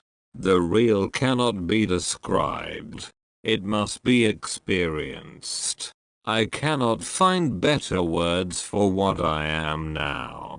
What I say may sound ridiculous, but what the words try to convey is the highest truth. All is one, however much we quibble, and all is done to please the one source and goal of every desire, whom we all know as the I Am. Q. It is pain that is at the root of desire. The basic urge is to escape from pain. M. What is the root of pain? Ignorance of yourself. What is the root of desire? The urge to find yourself. All creation toils for itself and will not rest until it returns to it. Q. When will it return? M. It can return whenever you want it.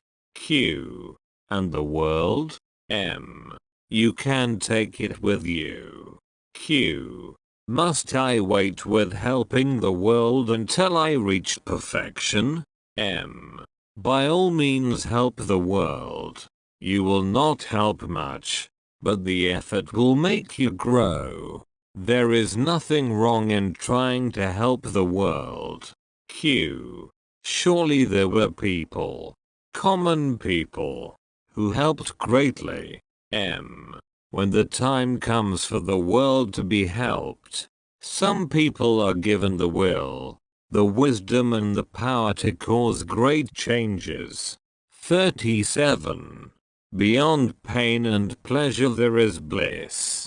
Maharaj, you must realize first of all that you are the proof of everything, including yourself. None can prove your existence, because his existence must be confirmed by you first. your being and knowing you own nobody.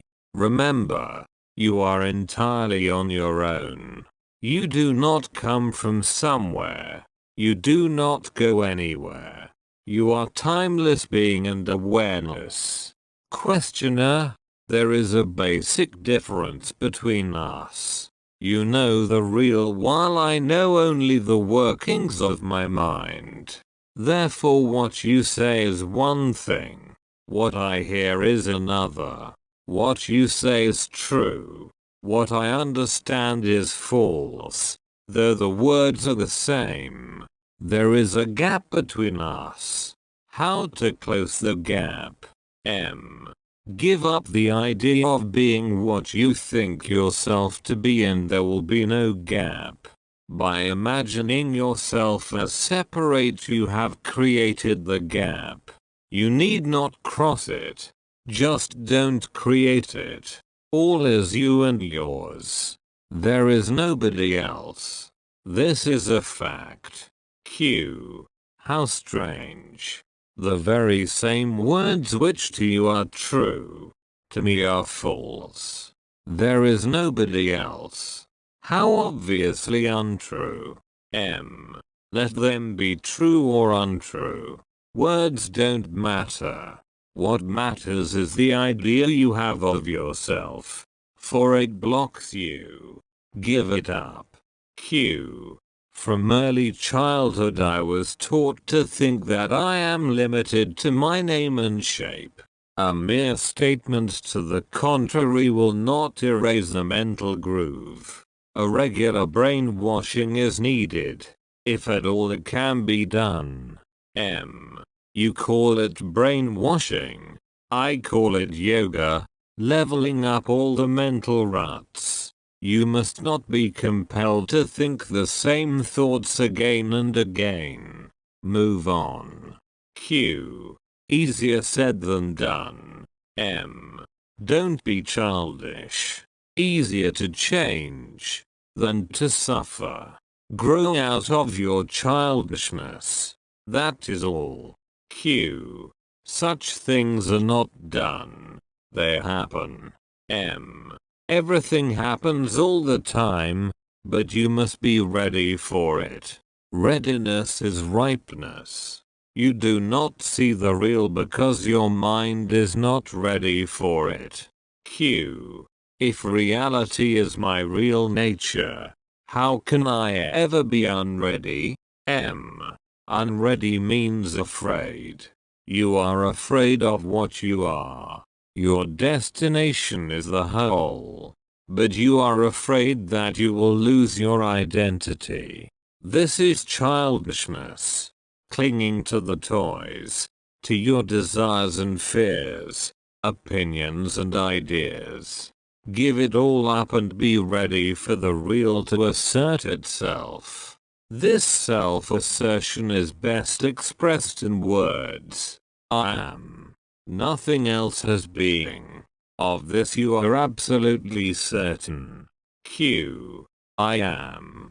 Of course, but I know also.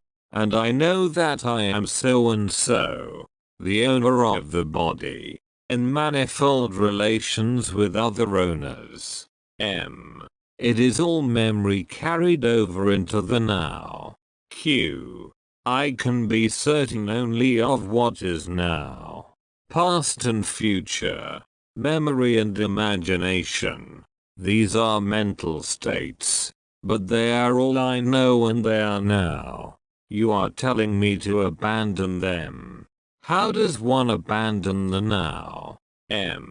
You are moving into the future all the time whether you like it or not. Q. I am moving from now into now. I do not move at all. Everything else moves, not me. Granted. But your mind does move. In the now you are both the movable and the immovable.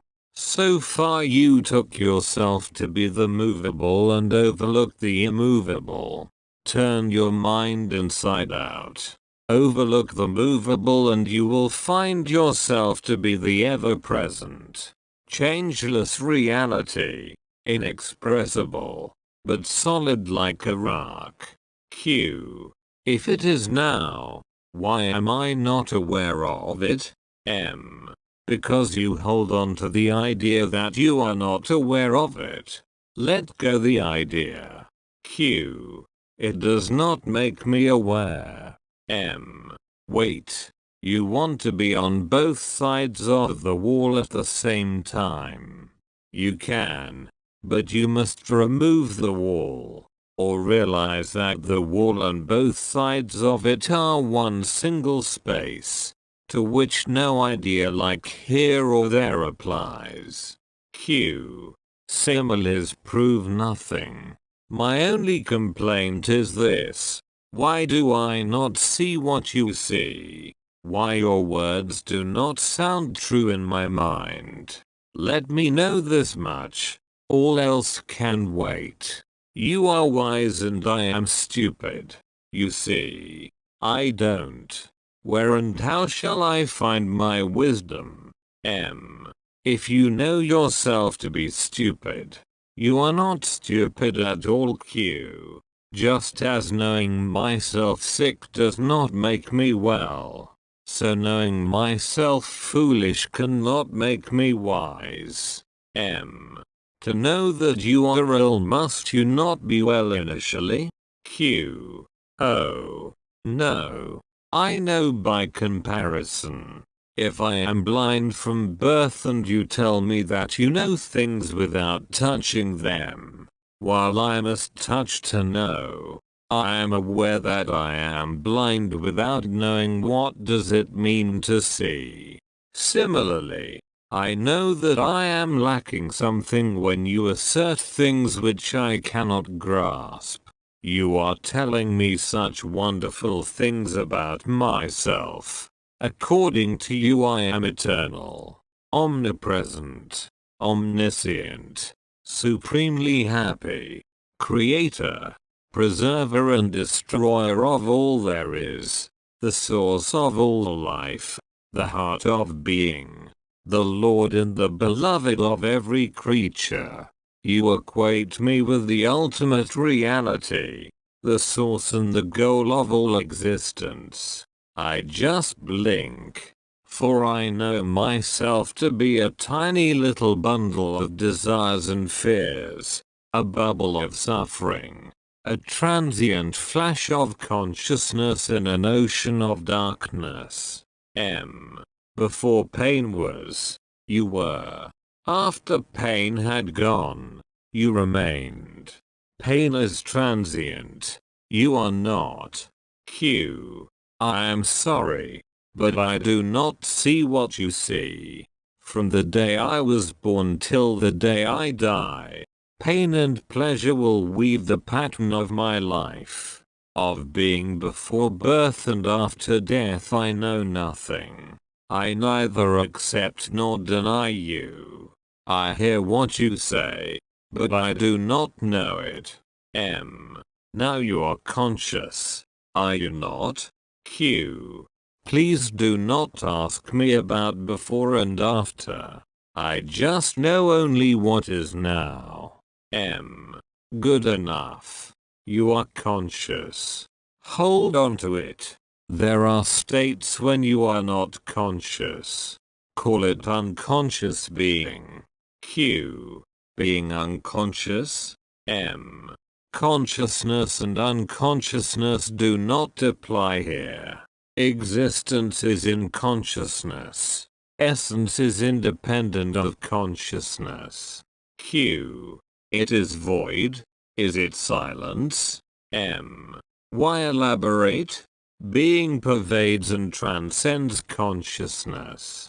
Objective consciousness is a part of pure consciousness, not beyond it. Q. How do you come to know a state of pure being which is neither conscious nor unconscious? All knowledge is in consciousness only. There may be such a state as the abeyance of the mind. Does consciousness then appear as the witness? M. The witness only registers events. In the abeyance of the mind even the sense I am dissolves. There is no I am without the mind.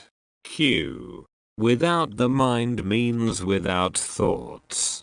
I am as a thought subsides. I am as the sense of being remains. M. All experience subsides with the mind. Without the mind there can be no experience nor experience. Q. Does not the witness remain? M. The witness merely registers the presence or absence of experience. It is not an experience by itself, but it becomes an experience when the thought, I am the witness arises. Q. All I know is that sometimes the mind works and sometimes it stops. The experience of mental silence I call the abeyance of the mind. M. Call it silence, or void, or abeyance. The fact is that the three, experiencer, experiencing, experience are not, in witnessing, in awareness, self-consciousness, the sense of being this or that, is not, unidentified being remains. Q. As a state of unconsciousness. M. With reference to anything, it is the opposite. It is also between and beyond all opposites. It is neither consciousness nor unconsciousness, nor midway, nor beyond the two. It is by itself, not with reference to anything which may be called experience or its absence. Q. How strange. You speak of it as if it were an experience. M. When I think of it, it becomes an experience. Q. Like the invisible light, intercepted by a flower, becoming color. M. Yes, you may say so. It is in the color but not the color. Q. The same old fourfold negation of Nagarjuna, neither this nor that, nor both, nor either. My mind reels. M. Your difficulty stems from the idea that reality is a state of consciousness, one among many. You tend to say, this is real, that is not real, and this is partly real, partly unreal, as if reality were an attribute or quality to have in varying measures. Q. Let me put it differently. After all, consciousness becomes a problem only when it is painful. An ever blissful state does not give rise to questions. We find all consciousness to be a mixture of the pleasant and the painful. Y. M. All consciousness is limited and therefore painful. At the root of consciousness lies desire, the urge to experience.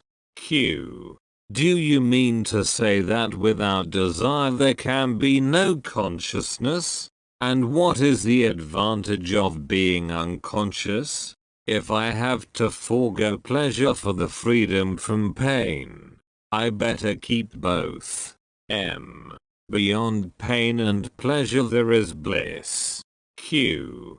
Unconscious bliss. Of what use is it? M. Neither conscious nor unconscious. Real. Q. What is your objection to consciousness? M. It is a burden. Body means burden. Sensations, desires, thoughts, these are all burdens. All consciousness is of conflict. Q. Reality is described as true being, pure consciousness, infinite bliss. What has pain to do with it? M. Pain and pleasure happen, but pain is the price of pleasure. Pleasure is the reward of pain.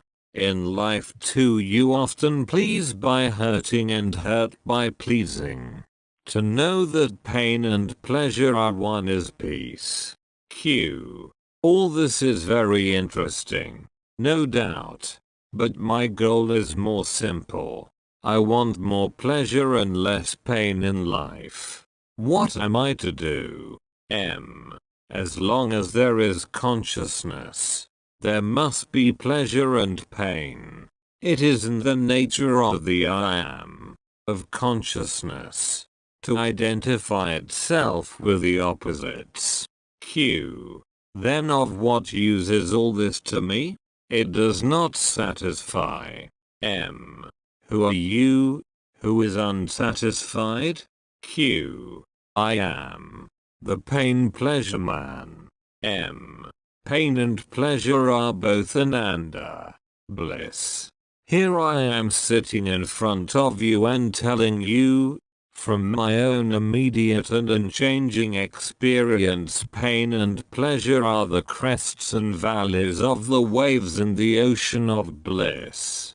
Deep down there is utter fullness. Q. Is your experience constant? M. It is timeless and changeless. Q. All I know is desire for pleasure and fear of pain. M. That is what you think about yourself. Stop it. If you cannot break a habit all at once, consider the familiar way of thinking and see its falseness. Questioning the habitual is the duty of the mind. What the mind created, the mind must destroy, or realize that there is no desire outside the mind and stay out. Q. Honestly, I distrust this explaining everything as mind-made. The mind is only an instrument, as the eye is an instrument. Can you say that perception is creation? I see the world through the window, not in the window. All you say holds well together because of the common foundation. But I do not know whether your foundation is in reality, or only in the mind. I can have only a mental picture of it. What it means to you I do not know. M. As long as you take your stand in the mind, you will see me in the mind. Q. How inadequate are words for understanding. M. Without words, what is there to understand? The need for understanding arises from misunderstanding. What I say is true, but to you it is only a theory. How will you come to know that it is true? Listen, remember, ponder, visualize, experience. Also apply it in your daily life. Have patience with me and, above all, have patience with yourself. For you are your only obstacle. The way leads through yourself beyond yourself. As long as you believe only the particular to be real, conscious and happy and reject the non-dual reality as something imagined, an abstract concept, you will find me doling out concepts and abstractions. But once you have touched the real within your own being, you will find me describing what for you is the nearest and the dearest. 38. Spiritual practice is well asserted and reasserted. Questioner: the Westerners who occasionally come to see you are faced with a peculiar difficulty. The very notion of a liberated man, a realized man, a self-knower, a God-knower, a man beyond the world, is unknown to them. All they have in their Christian culture is the idea of a son, a pious man, law-abiding, God-fearing, fellow-loving, prayerful, sometimes prone to ecstasies and confirmed by a few miracles. The very idea of a jnani is foreign to Western culture, something exotic and rather unbelievable. Even when his existence is accepted, he is looked at with suspicion, as a case of self-induced euphoria caused by strange physical postures and mental attitudes. The very idea of a new dimension in consciousness seems to them implausible and improbable. What will help them is the opportunity of hearing a jnani relate his own experience of realization, its causes and beginnings, its progress and attainments, and its actual practice in daily life. Much of what he says may remain strange, even meaningless, yet there will remain a feeling of reality, an atmosphere of actual experiencing, ineffable, yet very real, a center from which an exemplary life can be lived. Maharaj, the experience may be incommunicable. Can one communicate an experience? Q. Yes. If one is an artist, the essence of art is communication of feeling, of experience. M. To receive communication, you must be receptive. Q. Of course. There must be a receiver. But if the transmitter does not transmit, of what use is the receiver? M. The jnani belongs to all. He gives himself tirelessly and completely to whoever comes to him. If he is not a giver, he is not a jnani. Whatever he has, he shares. Q. But can he share what he is? M. You mean, can he make others into jnanas? Yes and no. No. Since jnanas are not made, they realize themselves as such. When they return to their source, their real nature, I cannot make you into what you already are. All I can tell you is the way I traveled and invite you to take it.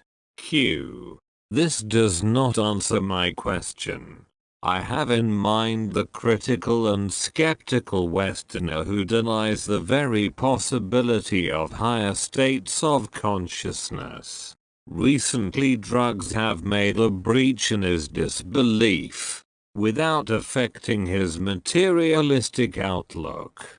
Drugs or no drugs, the body remains the primary fact and the mind is secondary. Beyond the mind, they see nothing. From Buddha onwards, the state of self-realization was described in negative terms, as not this, not that. Is it inevitable? Is it not possible to illustrate it, if not describe? I admit, no verbal description will do, when the state described is beyond words. Yet it is also within words. Poetry is the art of putting into words the inexpressible. M. There is no lack of religious poets. Turn to them for what you want. As far as I am concerned, my teaching is simple. Trust me for a while and do what I tell you. If you persevere, you will find that your trust was justified. Q. And what to do with people who are interested, but cannot trust? M. If they could stay with me, they would come to trust me. Once they trust me, they will follow my advice and discover for themselves. Q. It is not for the training that I am asking just now, but for its results. You had both. You are willing to tell us all about the training, but when it comes to results, you refuse to share. Either you tell us that your state is beyond words, or that there is no difference, that where we see a difference, you see none. In both cases we are left without any insight into your state. How can you have insight into my state when you are without insight into your own? When the very instrument of insight is lacking, is it not important to find it first? It is like a blind man wanting to learn painting before he regains his eyesight. You want to know my state, but do you know the state of your wife as servant? I am asking for some hints only. Well, I gave you a very significant clue. Where you see differences, I don't. To me it is enough. If you think it is not enough, I can only repeat, it is enough. Think it out deeply and you will come to see what I see. You seem to want instant insight, forgetting that the instant is always preceded by a long preparation. The fruit falls suddenly, but the ripening takes time. After all, when I talk of trusting me, it is only for a short time, just enough time to start you moving. The more earnest you are, the less belief you need, for soon you will find your faith in me justified. You want me to prove to you that I am trustworthy. How can I and why should I? After all, what I am offering you is the operational approach, so current in Western science. When a scientist describes an experiment and its results, usually you accept his statements on trust and repeat his experiment as he describes it. Once you get the same or similar results, you need not trust him anymore. You trust your own experience. Encouraged, you proceed and arrive in the end at substantially identical results. The Indian mind was made ready for metaphysical experiments by culture and nurture. To the Indian, words like direct perception of the supreme reality make sense and bring out responses from the very depths of his being. They mean little to a Westerner, even when brought up in his own variety of Christianity. He does not think beyond conformity with God's commandments and Christ's injunctions. First-hand knowledge of reality is not only beyond ambition, but also beyond conceiving. Some Indians tell me, hopeless. The Westerner will not, for he cannot. Tell him nothing about self-realization. Let him live a useful life and earn a rebirth in India. Then only will he have a chance. Some say, reality is for all equally, but not all are equally endowed with the capacity to grasp it. The capacity will come with desire, which will grow into devotion and ultimately into total self-dedication, with integrity and earnestness and iron determination to overcome all obstacles. The Westerner has the same chance as the Oriental man. All he needs is the rousing of interest. To rouse his interest in self-knowledge, he needs to be convinced about its advantages. You believe it is possible to transmit a personal experience? I do not know. You speak of unity. Identity of the seer with the seen. When all is one, communication should be feasible. To have the direct experience of a country, one must go and live there. Don't ask for the impossible. A man's spiritual victory no doubt benefits mankind, but to benefit another individual, A close personal relation is required. Such relation is not accidental and not everybody can claim it. On the other hand, the scientific approach is for all. Trust, test, taste. What more do you need? Why push the truth down unwilling throats? It cannot be done. Anyhow, without a receiver, what can the giver do? Q. The essence of art is to use the outer form to convey an inner experience. Of course, one must be sensitive to the inner, before the outer can be meaningful. How does one grow in sensitivity? Whichever way you put it, it comes to the same. Givers there are many. Where are the takers? Q. Can you not share your own sensitivity? Yes, I can. But sharing is a two-way street. Two are needed in sharing. Who is willing to take what I am willing to give? Q. You say we are one. Is this not enough? I am one with you. Are you one with me? If you are, you will not ask questions. If you are not, if you do not see what I see, what can I do beyond showing you the way to improve your vision? Q. What you cannot give is not your own. I claim nothing as my own. When the eye is not, where is the mine? Two people look at a tree. One sees the fruit hidden among the leaves and the other does not. Otherwise there is no difference between the two. The one that sees knows that with a little attention the other will also see. But the question of sharing does not arise. Believe me, I am not close-fisted, holding back your share of reality. On the contrary, I am all yours. Eat me and drink me. But while you repeat verbally, give, give, you do nothing to take what is offered. I am showing you a short and easy way to being able to see what I see. But you cling to your old habits of thought, feeling and action and put all the blame on me. I have nothing which you do not have. Self-knowledge is not a piece of property to be offered and accepted.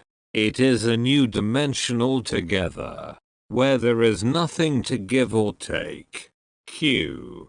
Give us at least some insight into the content of your mind while you live your daily life. To eat, to drink, to talk, to sleep. How does it feel at your end? The common things of life. I experience them just as you do. The difference lies in what I do not experience. I do not experience fear or greed, hate or anger. I ask nothing, refuse nothing, keep nothing. In these matters I do not compromise. Maybe this is the outstanding difference between us. I will not compromise. I am true to myself, while you are afraid of reality. Q. From the Westerner's point of view, there is something disturbing in your ways. To sit in a corner all by oneself and keep on repeating, I am God. God I am, appears to be plain madness. How to convince a Westerner that such practices led to supreme sanity? The man who claims to be God and the man who doubts it, both are deluded. They talk in their dream. Q. If all is dreaming, what is waking? How to describe the waking state in dreamland language? Words do not describe. They are only symbols. Q. Again the same excuse that words cannot convey reality. If you want words, I shall give you some of the ancient words of power. Repeat any of them ceaselessly. They can work wonders. Q. Are you serious? Would you tell a Westerner to repeat Om or Ram or Hare Krishna ceaselessly, though he lacks completely the faith and conviction born of the right cultural and religious background? Without confidence and fervor, repeating mechanically the same sounds, will he ever achieve anything? Why not? It is the urge, the hidden motive that matters, not the shape it takes. Whatever he does, if he does it for the sake of finding his own real self, will surely bring him to himself. Q. No need of faith in the efficacy of the means. No need of faith, which is but expectation of results. Here the action only counts. Whatever you do for the sake of truth will take you to truth. Only be earnest and honest. The shape it takes hardly matters. Q. Then where is the need of giving expression to one's longing? No need. Doing nothing is as good. Mere longing, undiluted by thought and action, pure, concentrated longing, will take you speedily to your goal. It is the true motive that matters, not the manner. Q. Unbelievable. How can dull repetition in boredom verging on despair be effective? The very facts of repetition, of struggling on and of endurance and perseverance, in spite of boredom and despair and complete lack of conviction, are really crucial. They are not important by themselves, but the sincerity behind them is all important. There must be a push from within and pull from without. Q. My questions are typical of the West. Their people think in terms of cause and effect, means and goals. They do not see what causal connection can there be between a particular word and the absolute reality. None whatsoever. But there is a connection between the word and its meaning, between the action and its motive. Spiritual practices will asserted and reasserted. Who has not the daring will not accept the real even when offered. Unwillingness born out of fear is the only obstacle. Q. What is there to be afraid of? The unknown. The not being, not knowing, not doing. The beyond. Q. You mean to say that while you can share the manner of your achievement, you cannot share the fruits? Of course I can share the fruits, and I am doing so all the time. But mine is a silent language. Learn to listen and understand. Q. I do not see how one can begin without conviction. Stay with me for some time, or give your mind to what I say and do, and conviction will dawn. Q. Not everybody has the chance of meeting you. Meet your own self. Be with your own self. Listen to it, obey it, cherish it. Keep it in mind ceaselessly. You need no other guide. As long as your urge for truth affects your daily life, all is well with you. Live your life without hurting anybody. Harmlessness is a most powerful form of yoga, and it will take you speedily to your goal. This is what I call Nisarga Yoga, the natural yoga. It is the art of living in peace and harmony, in friendliness and love. The fruit of it is happiness, uncaused and endless. Q. Still, all this presupposes some faith. M. Turn within and you will come to trust yourself. In everything else, confidence comes with experience. Q. When a man tells me that he knows something I do not know, I have the right to ask, what is it that you know that I do not know? M. And if he tells you that it cannot be conveyed in words, Q. Then I watch him closely and try to make out. M. And this is exactly what I want you to do. Be interested. Give attention. Until the current of mutual understanding is established. Then the sharing will be easy. As a matter of fact, all realization is only sharing. You enter a wider consciousness and share in it.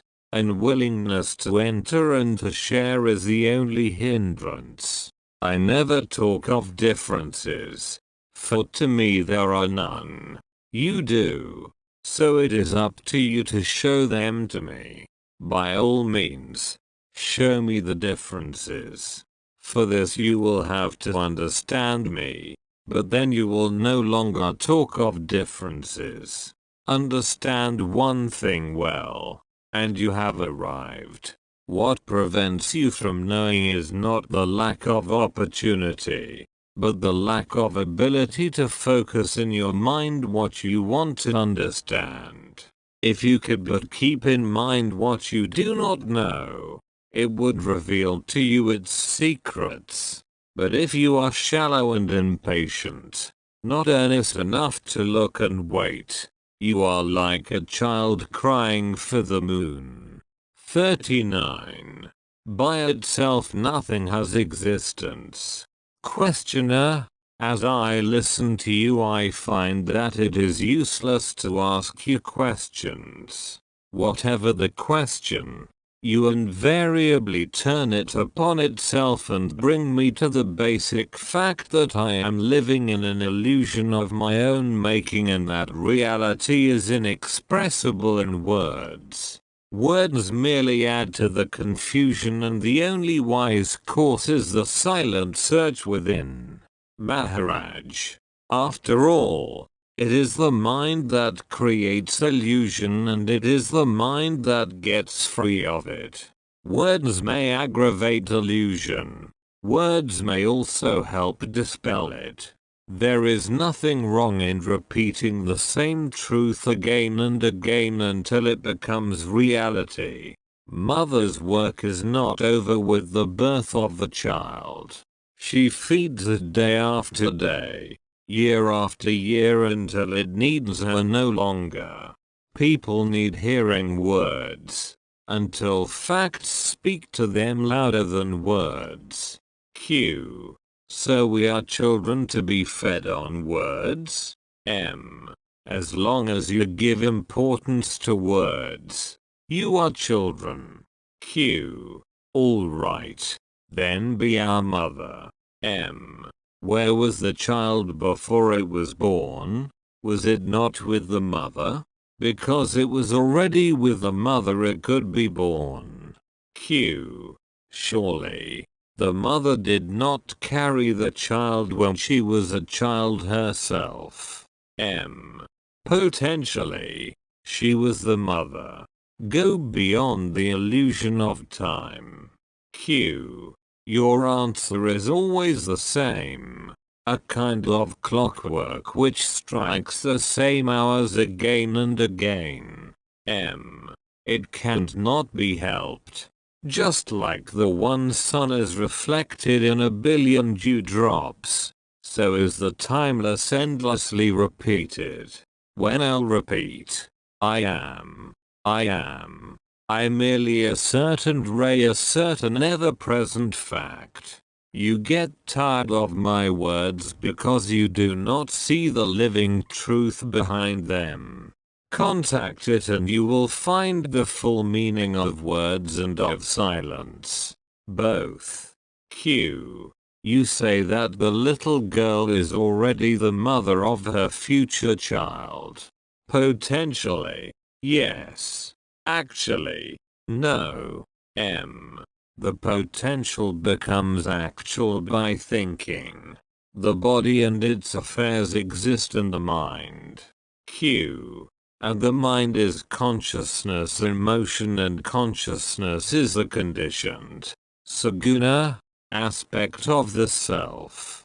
The unconditioned niguna is another aspect, and beyond lies the abyss of the absolute paramartha. M. Quite right. You have put it beautifully. Q. But these are mere words to me. Hearing and repeating them is not enough. They must be experienced. M. Nothing stops you but preoccupation with the outer, which prevents you from focusing the inner. It cannot be helped. You cannot skip your sadhana. You have to turn away from the world and go within, until the inner and the outer merge and you can go beyond the conditioned, whether inner or outer. Q. Surely, the unconditioned is merely an idea in the conditioned mind.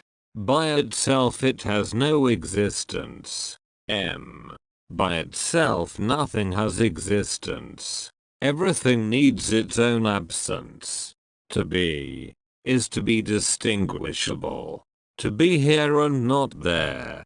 To be now and not then. To be thus and not otherwise. Like water is shaped by the container, so is everything determined by conditions, gunas. As water remains water regardless of the vessels, as light remains itself regardless of the colors it brings out, so does the real remain real, regardless of conditions in which it is reflected. Why keep the reflection only in the focus of consciousness? Why not the real itself? Q. Consciousness itself is a reflection. How can it hold the real? M. To know that consciousness and its content are but reflections, changeful and transient, is the focusing of the real. The refusal to see the snake in the rope is the necessary condition for seeing the rope. Q. Only necessary, or also sufficient. M. One must also know that a rope exists and looks like a snake. Similarly, one must know that the real exists and is of the nature of witness consciousness. Of course it is beyond the witness, but to enter it one must first realize the state of pure witnessing. The awareness of conditions brings one to the unconditioned. Q. Can the unconditioned be experienced? M. To know the conditioned as conditioned is all that can be said about the unconditioned. Positive terms are mere hints and misleading. Q. Can we talk of witnessing the real? M. How can we? We can talk only of the unreal, the illusory, the transient, the conditioned. To go beyond, we must pass through total negation of everything as having independent existence. All things depend. Q. On what do they depend? M. On consciousness. And consciousness depends on the witness. Q. And the witness depends on the real. M. The witness is the reflection of the real in all its purity. It depends on the condition of the mind. Where clarity and detachment predominate, the witness consciousness comes into being. It is just like saying that where the water is clear and quiet, the image of the moon appears, or like daylight that appears as sparkle in the diamond.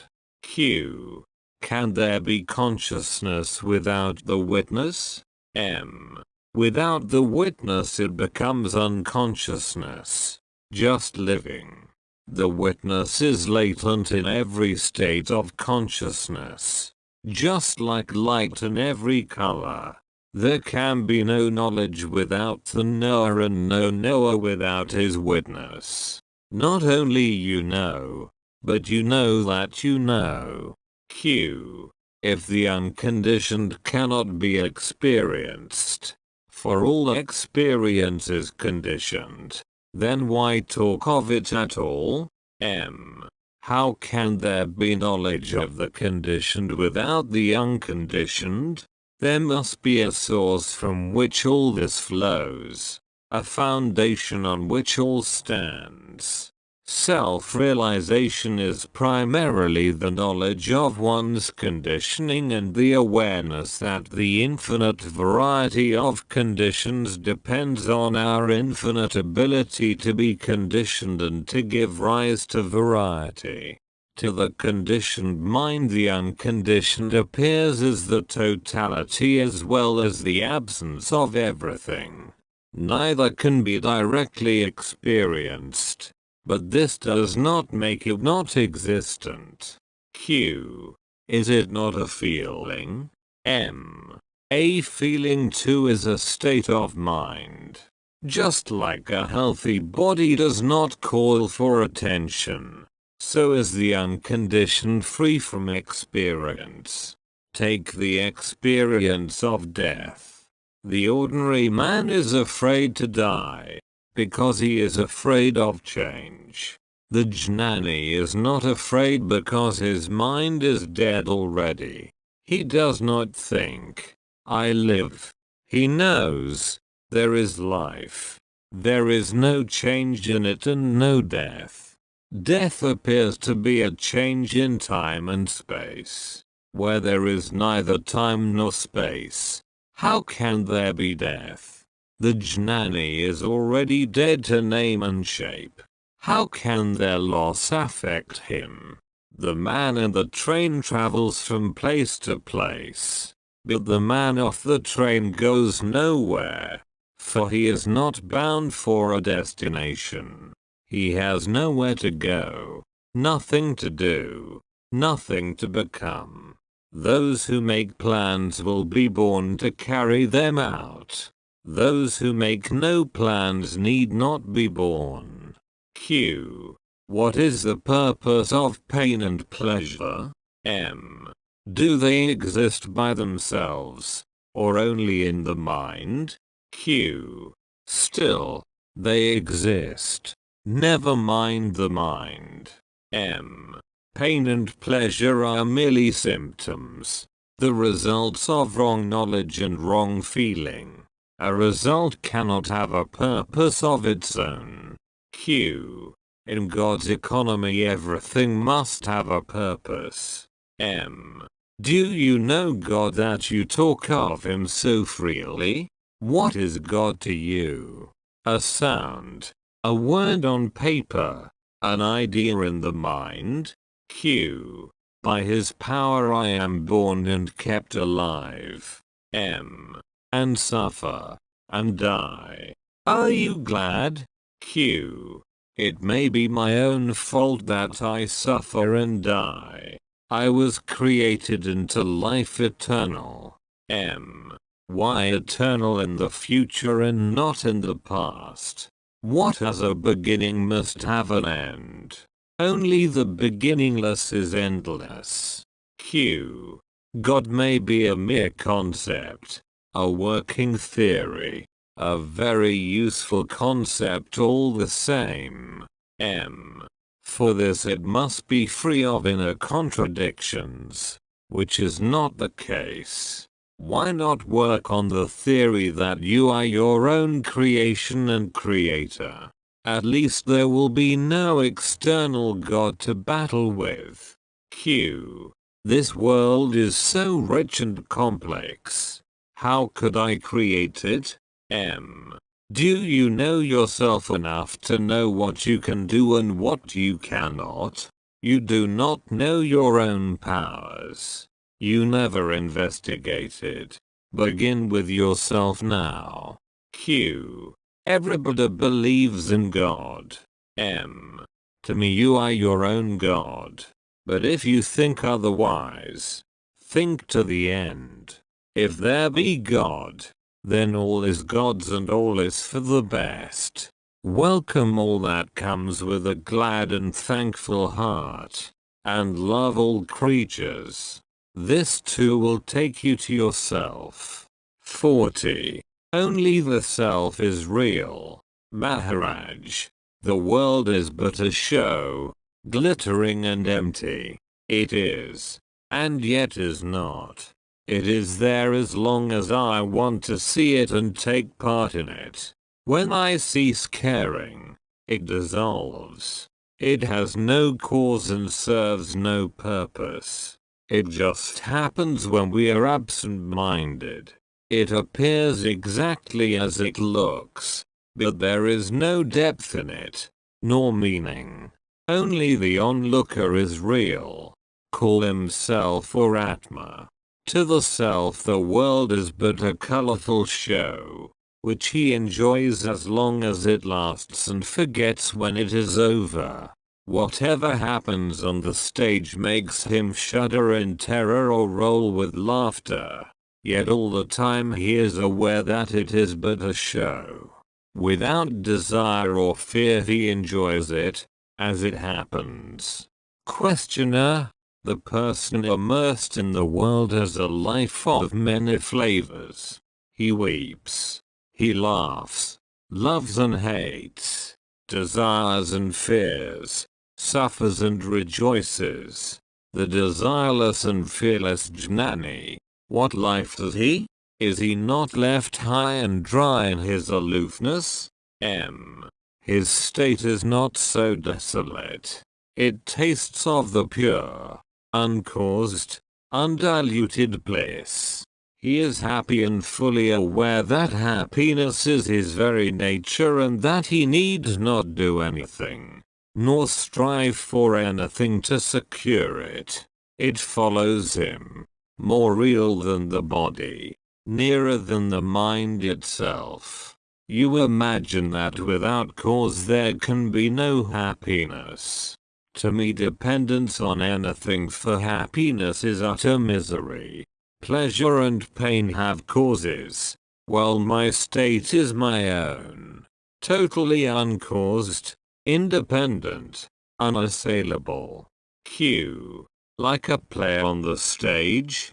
M. The play was written, planned and rehearsed. The world just spouts into being out of nothing and returns to nothing. Q. Is there no creator? Was not the world in the mind of Brahma before it was created? M. As long as you are outside my state, you will have creators, preservers and destroyers.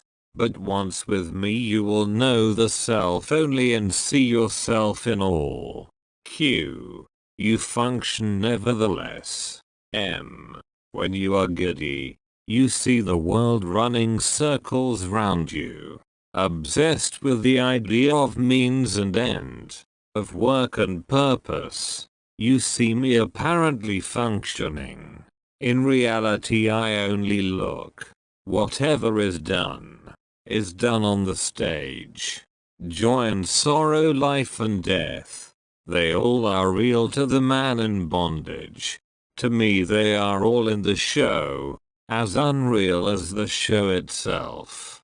I may perceive the world just like you, but you believe to be in it, while I see it as an iridescent drop in the vast expanse of consciousness. Q. We are all getting old. Old age is not pleasant. All aches and pains, weakness and the approaching end. How does a Jnani feel as an old man? How does his inner self look at his own senility? M. As he gets older, he grows more and more happy and peaceful. After all, he is going home. Like a traveler nearing his destination and collecting his luggage, he leaves the train without regret. Q. Surely there is a contradiction. We are told the Jnani is beyond all change. His happiness neither grows nor wanes. How can he grow happier because older? And that in spite of physical weakness and so on. M. There is no contradiction.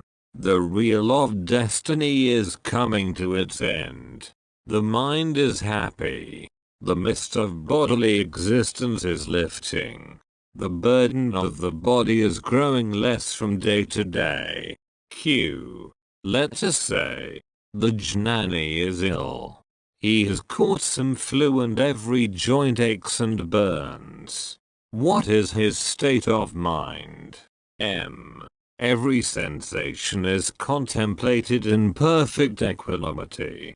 There is no desire for it, nor refusal. It is as it is, and then he looks at it with a smile of affectionate detachment. Q. He may be detached from his own suffering, but still it is there. M. It is there, but it does not matter. Whatever state I am in, I see it as a state of mind to be accepted as it is. Q. Pain is pain. You experience it all the same. M. He who experiences the body, experiences its pains and pleasures. I am neither the body, nor the experiencer of the body. Q. Let us say you are 25 years old. Your marriage is arranged and performed, and the household duties crowd upon you. How would you feel? M.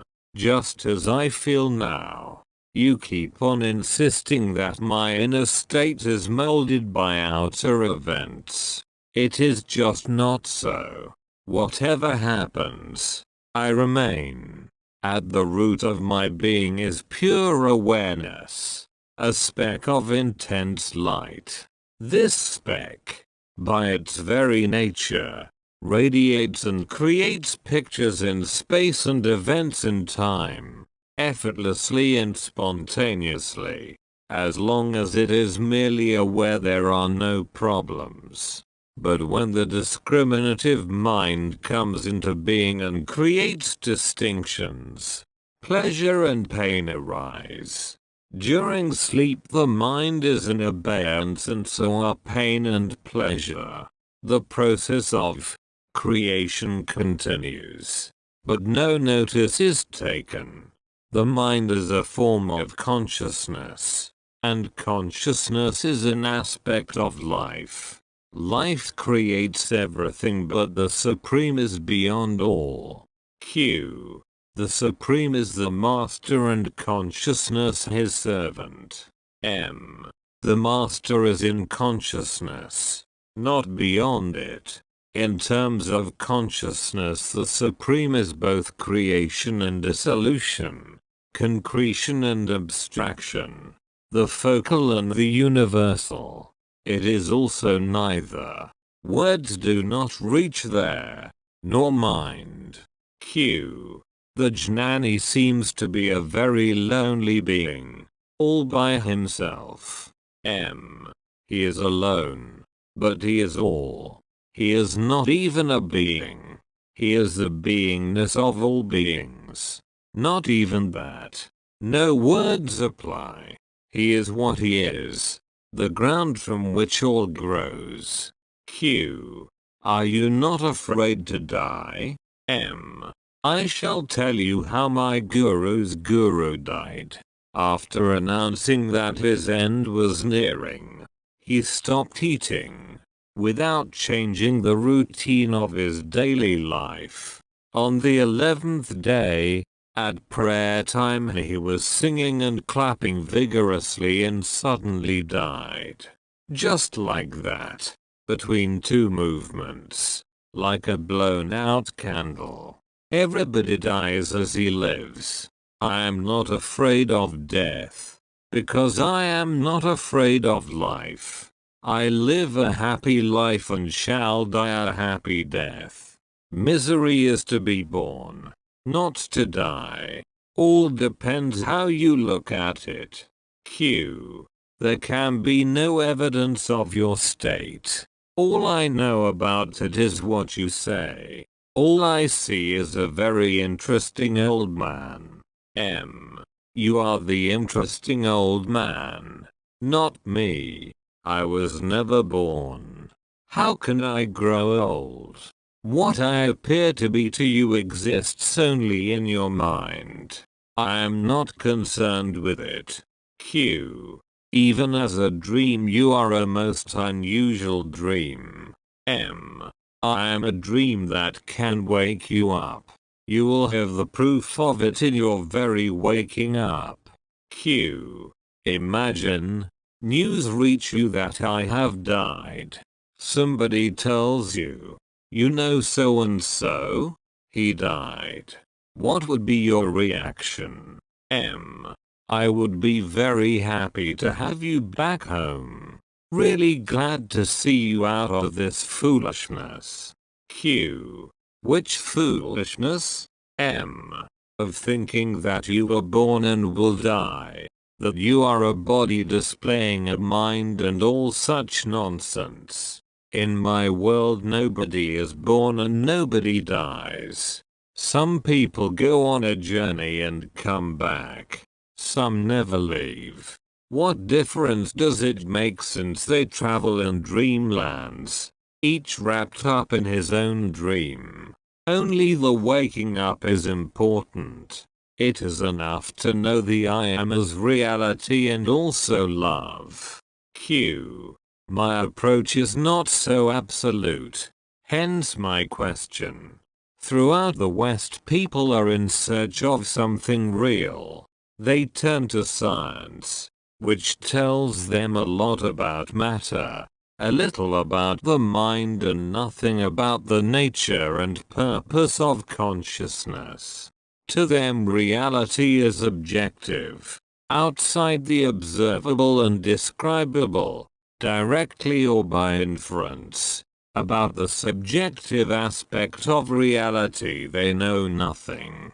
It is extremely important to let them know that there is reality and it is to be found in the freedom of consciousness from matter and its limitations and distortions. Most of the people in the world just do not know that there is reality which can be found and experienced in consciousness. It seems very important that they should hear the good news from somebody who has actually experienced. Such witnesses have always existed and their testimony is precious. M. Of course. The gospel of self-realization, once heard, will never be forgotten. Like a seed left in the ground, it will wait for the right season and sprout and grow into a mighty tree. 41. Develop the witness attitude. Questioner: what is the daily and hourly state of mind of a realized man? How does he see, hear, eat, drink, wake and sleep, work and rest? What proof is there of his state as different from ours?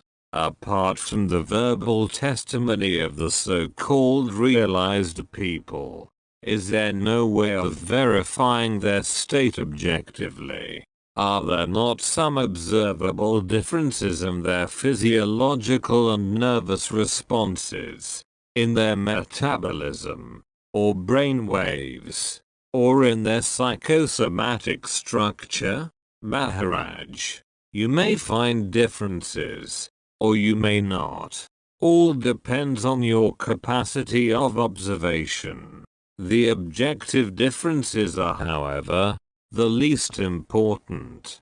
What matters is their outlook, their attitude, which is that of total detachment, aloofness, standing apart. Q. Does not a jnani feel sorrow when his child dies? Does he not suffer? M. He suffers with those who suffer. The event itself is of little importance, but he is full of compassion for the suffering being, whether alive or dead, in the body or out of it. After all, love and compassion are his very nature. He is one with all that lives, and love is that oneness in action. Q. People are very much afraid of death. M. The jnani is afraid of nothing, but he pities the man who is afraid. After all, to be born, to live and to die is natural. To be afraid is not. To the event, of course, attention is given. Q. Imagine you are ill. High fever. Aches. Shivers. The doctor tells you the condition is serious. There are only a few days to live. What would be your first reaction? M. No reaction, as it is natural for the incense stick to burn out. So it is natural for the body to die. Really, it is a matter of very little importance. What matters is that I am neither the body nor the mind. I am. Q. Your family will be desperate, of course. What would you tell them? M. The usual stuff. Fear not. Life goes on. God will protect you. We shall be soon together again, and so on. But to me the entire commotion is meaningless, for I am not the entity that imagines itself alive or dead. I am neither born nor can I die. I have nothing to remember or to forget. Q. What about the prayers for the dead? M. By all means pray for the dead. It pleases them very much. They are flattered. The jnani does not need your prayers. He is himself the answer to your prayers. Q. How does the jnani fare after death? M. The jnani is dead already. Do you expect him to die again? Q. Surely. The dissolution of the body is an important event even to a jnani. M. There are no important events for a jnani, except when somebody reaches the highest goal. Then only his heart rejoices. All else is of no concern. The entire universe is his body. All life is his life. As in a city of lights, when one bulb burns out, it does not affect the network. So the death of a body does not affect the whole queue. The particular may not matter to the whole, but it does matter to the particular. The whole is an abstraction. The particular, the concrete, is real. M. That is what you say. To me it may be the other way. The whole is real. The part comes and goes. The particular is born and reborn, changing name and shape. The jnani is the changeless reality, which makes the changeful possible. But he cannot give you the conviction. It must come with your own experience. With me all is one. All is equal. Q. Are sin and virtue one and the same? M. These are all man-made values. What are they to me? What ends in happiness is virtue. What ends in sorrow is sin. Both are states of mind. Mine is not a state of mind. Q. We are like the blind people at a loss to understand what does it mean to see. M. You can put it as you like. Q. Is the practice of silence as a sadhana effective? M. Anything you do for the sake of enlightenment takes you nearer. Anything you do without remembering enlightenment puts you off. But why complicate? Just know that you are above and beyond all things and thoughts. What you want to be, you are it already. Just keep it in mind. Q. I hear you saying it, but I cannot believe. M. I was in the same position myself, but I trusted my guru and he proved right. Trust me, if you can. Keep in mind what I tell you. Desire nothing, for you lack nothing. The very seeking prevents you from finding. Q. You seem to be so very indifferent to everything. M. I am not indifferent. I am impartial. I give no preference to the me and the mine. A basket of earth and a basket of jewels are both unwanted. Life and death are all the same to me. Q. Impartiality makes you indifferent. M. On the contrary, compassion and love are my very core. Void of all predilections, I am free to love. Q. Buddha said that the idea of enlightenment is extremely important. Most people go through their lives not even knowing that there is such a thing as enlightenment. Leave alone the striving for it. Once they have heard of it, a seed was sown which cannot die. Therefore, he would send his bhikkhus to preach ceaselessly for 8 months every year. M. One can give food, clothes, shelter, knowledge, affection, but the highest gift is the gospel of enlightenment. My guru used to say, you are right. Enlightenment is the highest good. Once you have it, nobody can take it away from you. Q. If you would talk like this in the West, people would take you for mad. M. Of course, they would. To the ignorant, all that they cannot understand is madness. What of it? Let them be as they are. I am as I am. For no merit of mine, and they are as they are. For no fault of theirs. The Supreme Reality manifests itself in innumerable ways. Infinite in number are its names and shapes. All arise. All merge in the same ocean. The source of all is one. Looking for causes and results is but the pastime of the mind. What is lovable. Love is not a result. It is the very ground of being.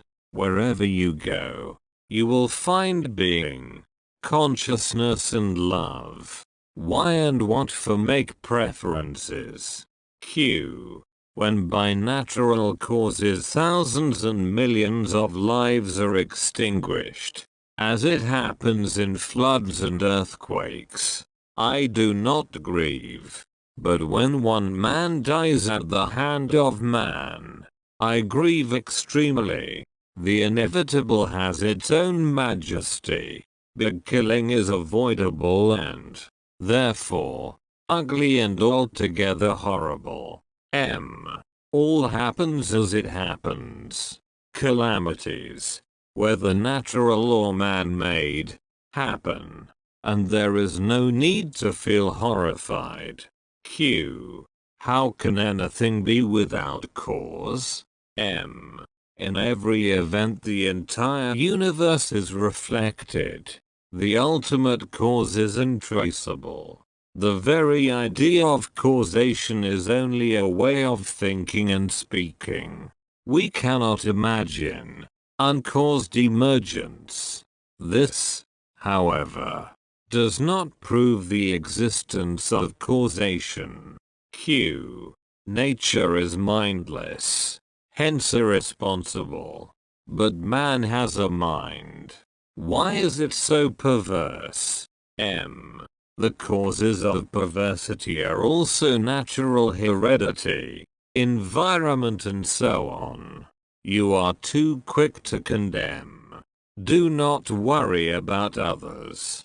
Deal with your own mind first. When you realize that your mind too is a part of nature, the duality will cease. Q. There is some mystery in it which I cannot fathom. How can the mind be a part of nature? M. Because nature is in the mind. Without the mind, where is nature? Q. If nature is in the mind and the mind is my own, I should be able to control nature, which is not really the case. Forces beyond my control determine my behavior. M. Develop the witness attitude and you will find in your own experience that detachment brings control. The state of witnessing is full of power. There is nothing passive about it. 42. Reality cannot be expressed. Questioner. I have noticed a new self emerging in me, independent of the old self. They somehow coexist. The old self goes on its habitual ways. The new lets the old be, but does not identify itself with it. Maharaj.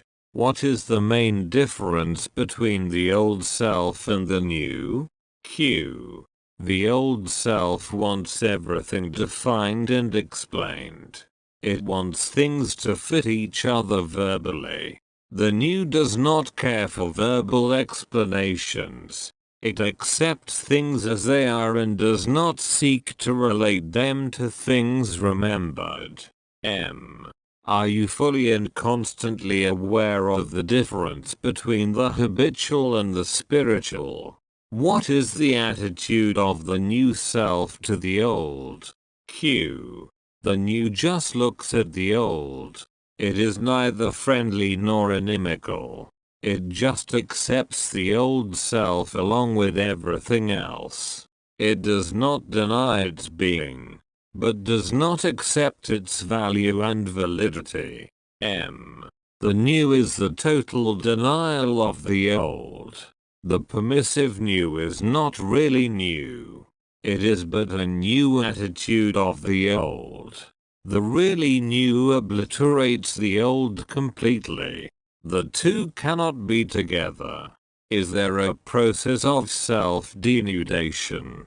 A constant refusal to accept the old ideas and values? Or is there just a mutual tolerance? What is their relation? Q. There is no particular relation. They coexist. M. When you talk of the old self and new, whom do you have in mind? As there is continuity in memory between the two, each remembering the other, how can you speak of two selves? Q. One is a slave to habits. The other is not. One conceptualizes. The other is free from all ideas. M. Why two selves? Between the bound and the free there can be no relationship. The very fact of coexistence proves their basic unity. There is but one self. It is always now. What you call the other self, old or new, is but a modality, another aspect of the one self. The self is single. You are that self and you have ideas of what you have been or will be. But an idea is not the self. Just now, as you are sitting in front of me, which self are you? The old or the new? Q. The two are in conflict. M. How can there be conflict between what is and what is not? Conflicts is the characteristic of the old. When the new emerges, the old is no longer. You cannot speak of the new and the conflict in the same breath. Even the effort of striving for the new self is of the old. Wherever there is conflict, effort, struggle, striving, longing for a change, the new is not. To what extent are you free from the habitual tendency to create and perpetuate conflicts? I cannot say that I am now a different man, but I did discover new things about myself. States so unlike what I knew before that I feel justified in calling them new. The old self is your own self.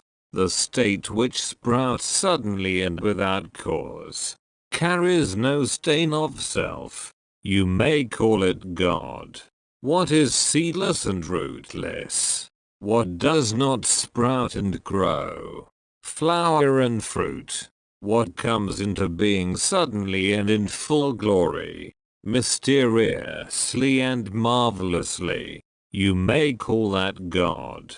It is entirely unexpected yet inevitable, infinitely familiar yet most surprising, beyond all hope yet absolutely certain, because it is without cause, it is without hindrance, it obeys one law only, the law of freedom.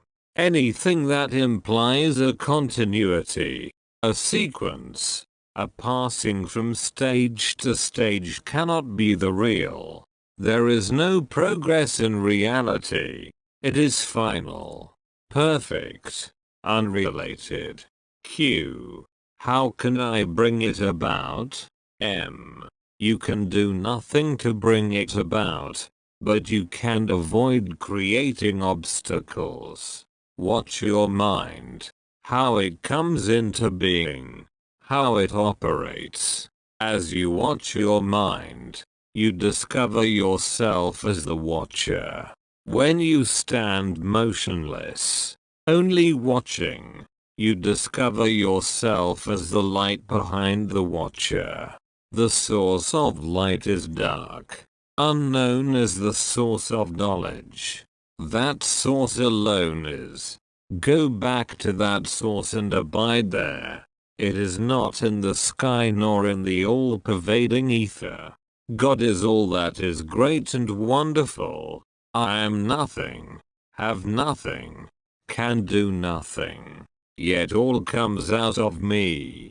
The source is me. The root, the origin is me. When reality explodes in you, you may call it experience of God.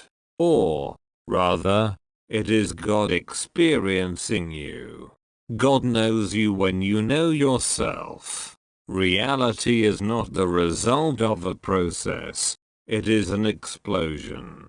It is definitely beyond the mind. But all you can do is to know your mind well. Not that the mind will help you, but by knowing your mind you may avoid your mind disabling you. You have to be very alert, or else your mind will play false with you. It is like watching a thief. Not that you expect anything from a thief, but you do not want to be robbed. In the same way you give a lot of attention to the mind without expecting anything from it. Or, take another example. We wake and we sleep. After a day's work sleep comes. Now, do I go to sleep or does inadvertence, characteristic of the sleeping state, come to me? In other words, we are awake because we are asleep. We do not wake up into a really waking state. In the waking state the world emerges due to ignorance and takes one into a waking dream state. Both sleep and waking are misnomers. We are only dreaming. True waking and true sleeping only the Jnani knows. We dream that we are awake. We dream that we are asleep. The three states are only varieties of the dream state. Treating everything as a dream liberates. As long as you give reality to dreams, you are their slave. By imagining that you are born as so-and-so, you become a slave to the so-and-so. The essence of slavery is to imagine yourself to be a process, to have past and future, to have history. In fact, we have no history. We are not a process. We do not develop, nor decay. Also see all as a dream and stay out of it. Q. What benefit do I derive from listening to you? M. I am calling you back to yourself. All I ask you is to look at yourself, towards yourself, into yourself. Q. To what purpose? M. You live, you feel, you think. By giving attention to your living, feeling and thinking, you free yourself from them and go beyond them. Your personality dissolves and only the witness remains. Then you go beyond the witness. Do not ask how it happens.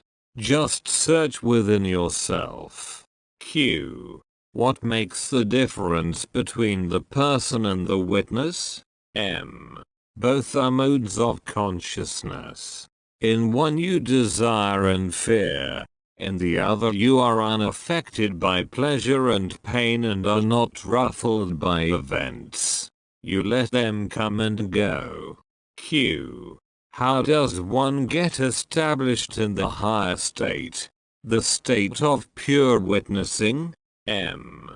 Consciousness does not shine by itself. It shines by a light beyond it. Having seen the dreamlike quality of consciousness, look for the light in which it appears, which gives it being. There is the content of consciousness as well as the awareness of it. Q. I know and I know that I know. M. Quite so.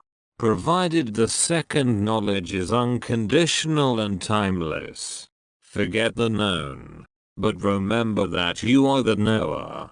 Don't be all the time immersed in your experiences. Remember that you are beyond the experience, ever unborn and deathless. In remembering it, the quality of pure knowledge will emerge, the light of unconditional awareness. Q. At what point does one experience reality? M. Experiences of change. It comes and goes. Reality is not an event. It cannot be experienced.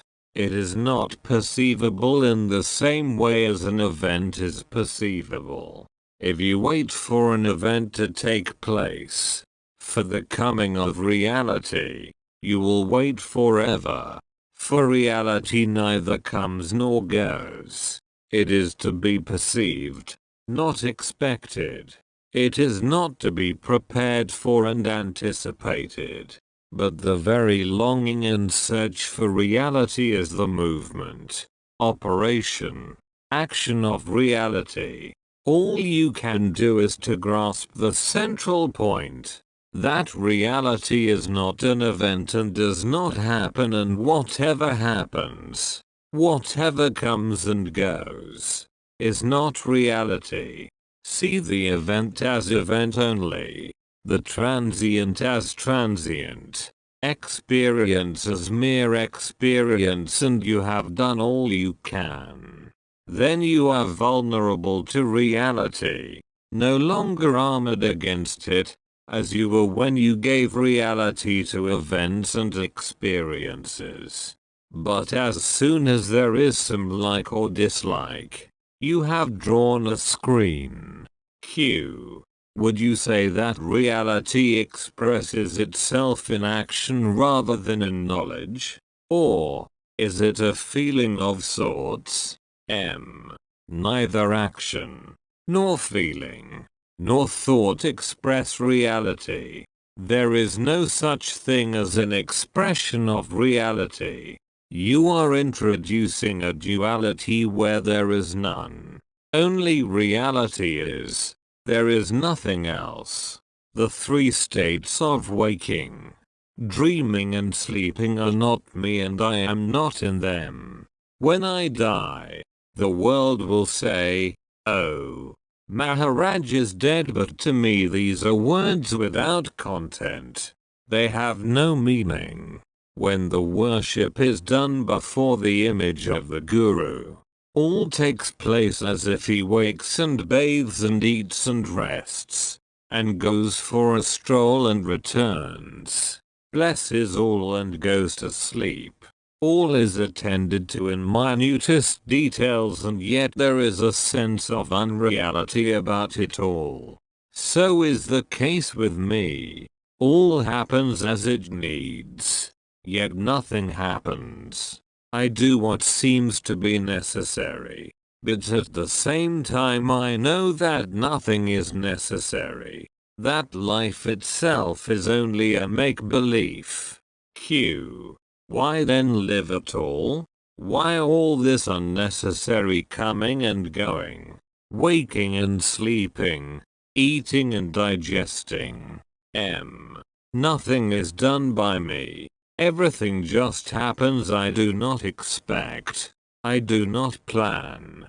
I just watch events happening, knowing them to be unreal.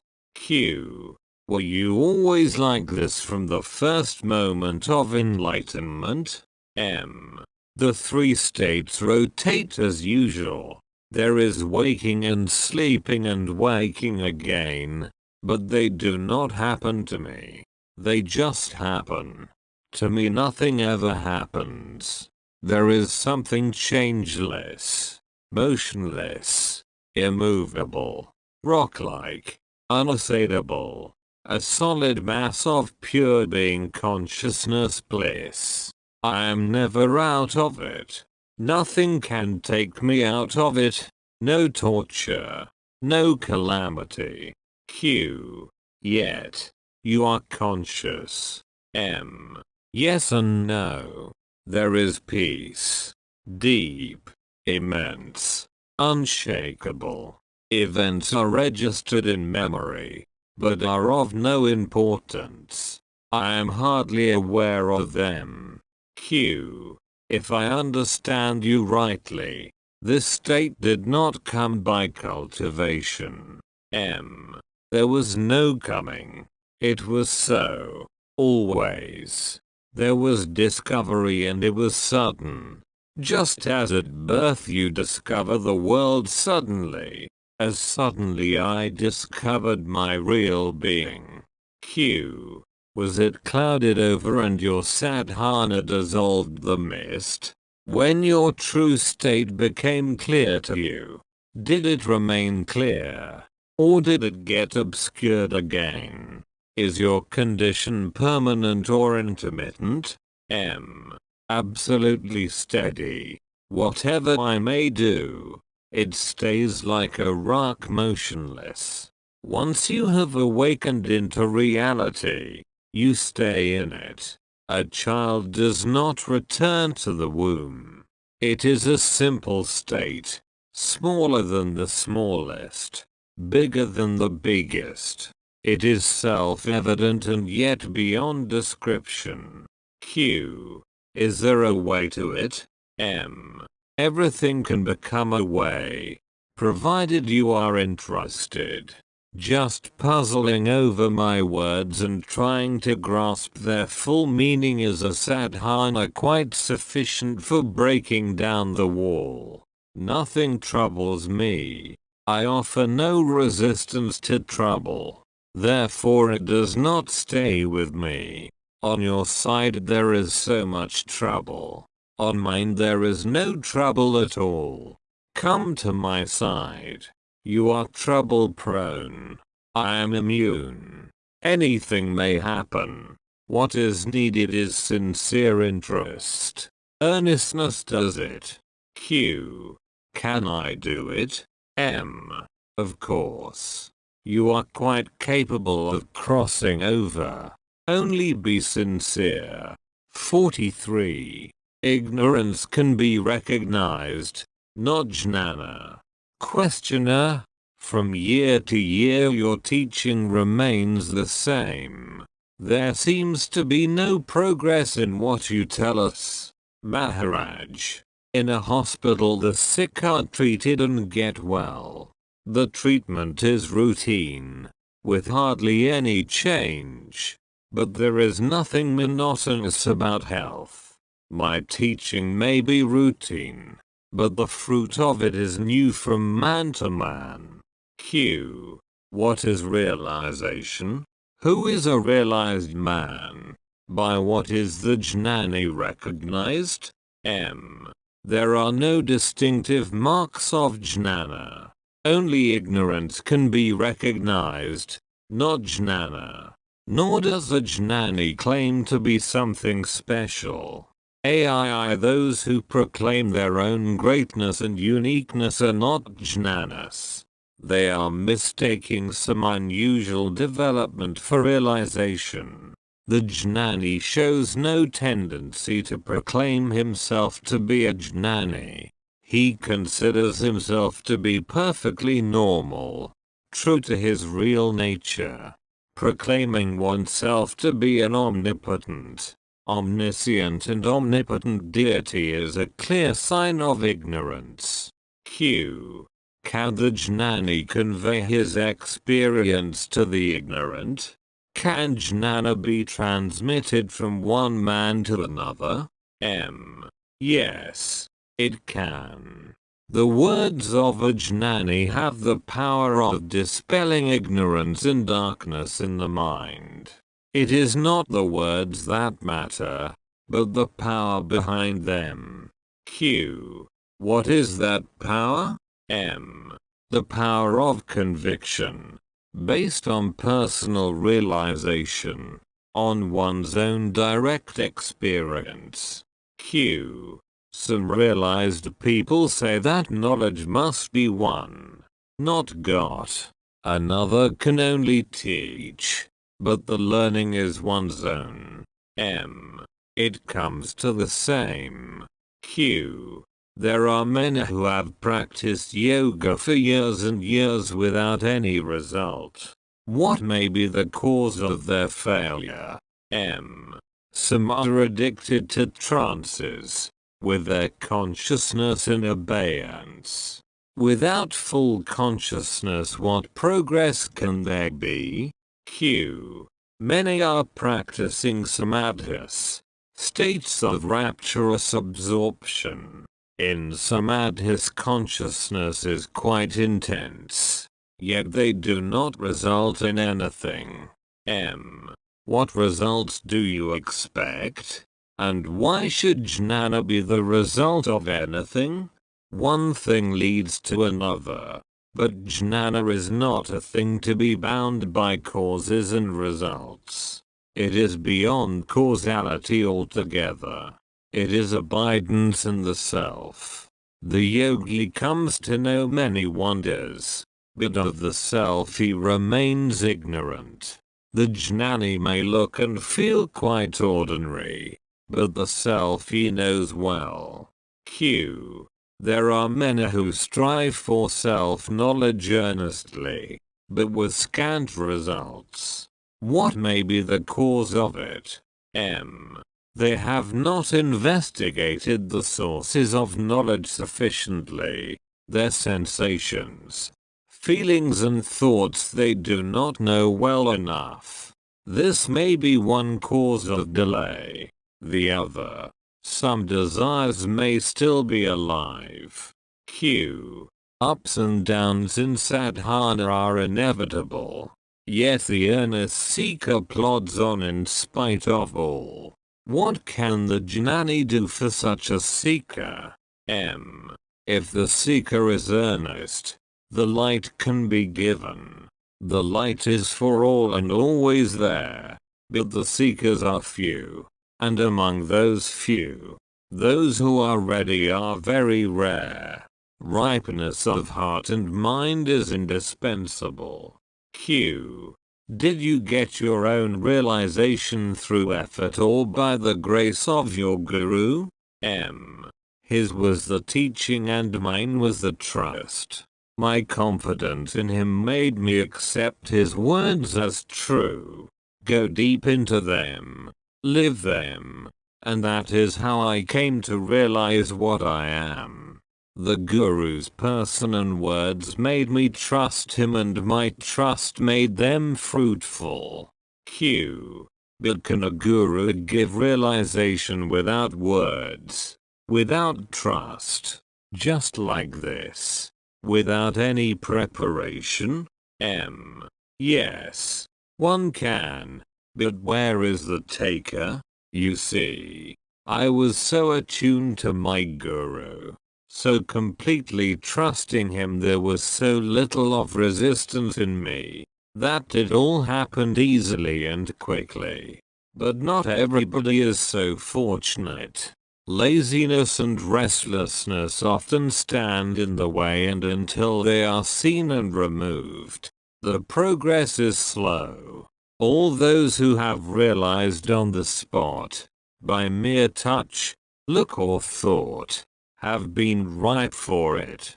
But such are very few. The majority need some time for ripening. Sadhana is accelerated ripening. Q. What makes one ripe? What is the ripening factor? M. Earnestness, of course. One must be really anxious. After all, the realized man is the most earnest man. Whatever he does it completely, without limitations and reservations. Integrity will take you to reality. Q. Do you love the world? M. When you are hurt, you cry. Why? Because you love yourself. Don't bottle up your love by limiting it to the body. Keep it open. It will be then the love for all. When all the false self-identifications are thrown away, what remains is all embracing love. Get rid of all ideas about yourself, even of the idea that you are God. No self-definition is valid. Q. I am tired of promises. I am tired of sadhanas, which take all my time and energy and bring nothing. I want reality here and now. Can I have it? M. Of course you can, provided you are really fed up with everything, including your sadhanas. When you demand nothing of the world, nor of God, when you want nothing, seek nothing, expect nothing, then the supreme state will come to you uninvited and unexpected. Q. If a man engrossed in family life and in the affairs of the world does his sadhana strictly as prescribed by his scriptures, will he get results? M. Results he will get, but he will be wrapped up in them like in a cocoon. Q. So many saints say that when you are ripe and ready, you will realize. Their words may be true, but they are of little use.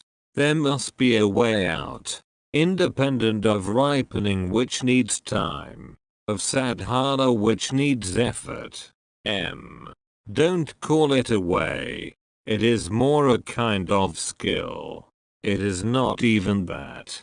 Stay open and quiet. That is all.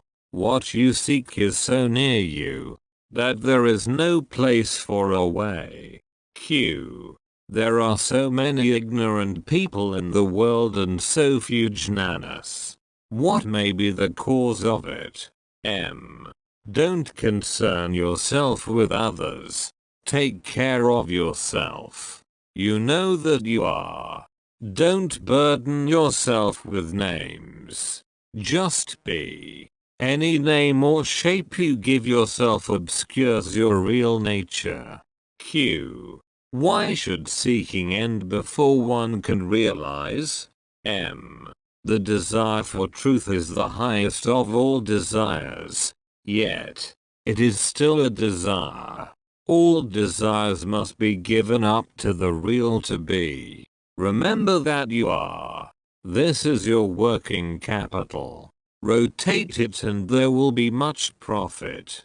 Q. Why should there be seeking at all? M. Life is seeking. One cannot help seeking. When all search ceases, it is the supreme state. Q.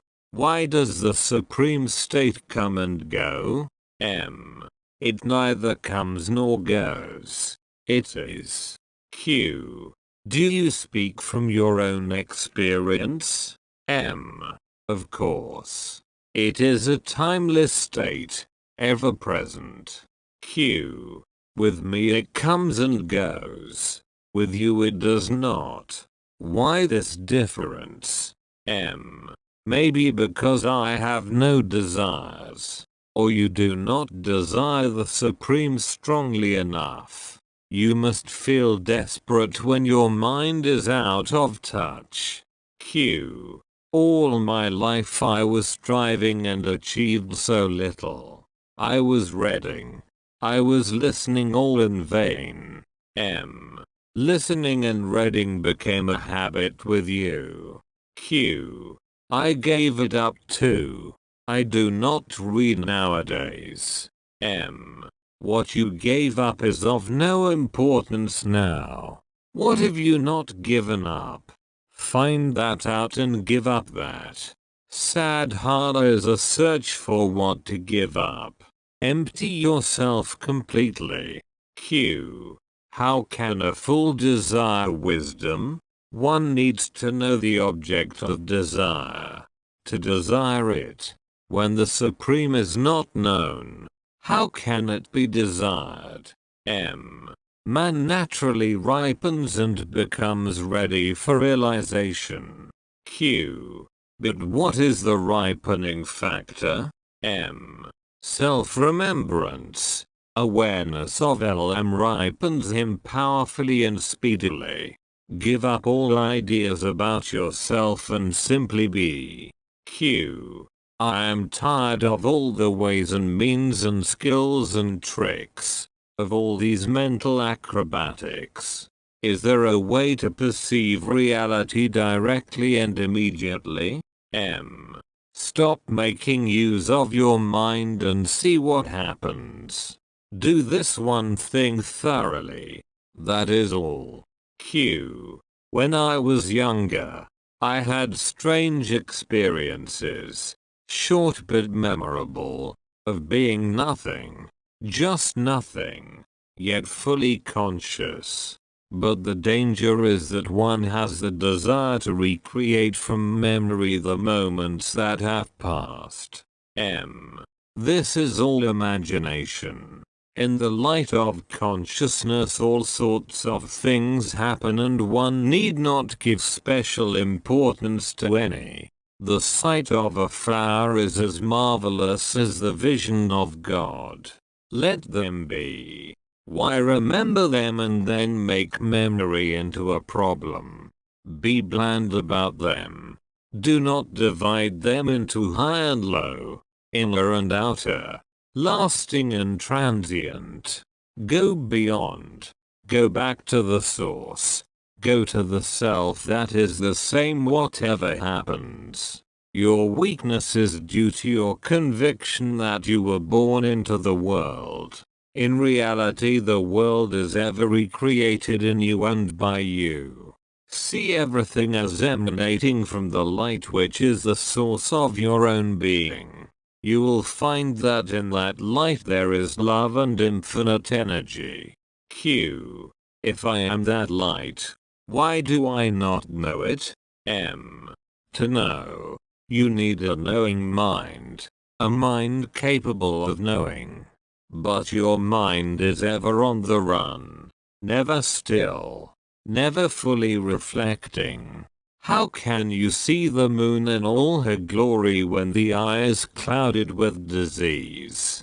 Q. Can we say that while the sun is the cause of the shadow, one cannot see the sun in the shadow? One must turn round. M. Again you have introduced the trinity of the sun, the body and shadow. There is no such division in reality. What I am talking about has nothing to do with dualities and trinities. Don't mentalize and verbalize. Just see and be. Q. Must I see? To be? M. See what you are. Don't ask others. Don't let others tell you about yourself. Look within and see. All the teacher can tell you is only this. There is no need of going from one to another.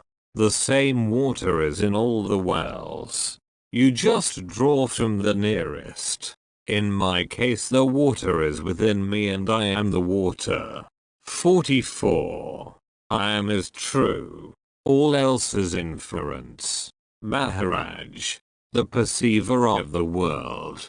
Is he prior to the world? Or does he come into being along with the world? Questioner. What a strange question. Why do you ask such questions? M. Unless you know the correct answer, you will not find peace. Q. When I wake up in the morning, the world is already there, waiting for me. Surely the world comes into being first. I do. But much later, at the earliest at my birth. The body mediates between me and the world. Without the body there would be neither me nor the world. M. The body appears in your mind. Your mind is the content of your consciousness. You are the motionless witness of the river of consciousness which changes eternally without changing you in any way. Your own changelessness is so obvious that you do not notice it. Have a good look at yourself and all these misapprehensions and misconceptions will dissolve. Just as all the little watery lives are in water and cannot be without water, so all the universe is in you and cannot be without you. Q. We call it God. M. God is only an idea in your mind. The fact is you. The only thing you know for sure is, here and now I am. Remove the here and now, the I am remains unassailable. The word exists in memory. Memory comes into consciousness. Consciousness exists in awareness, and awareness is the reflection of the light on the waters of existence. Q. Still I do not see how can the world be in me when the opposite I am in the world is so obvious.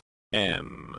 Even to say I am the world is me, is a sign of ignorance.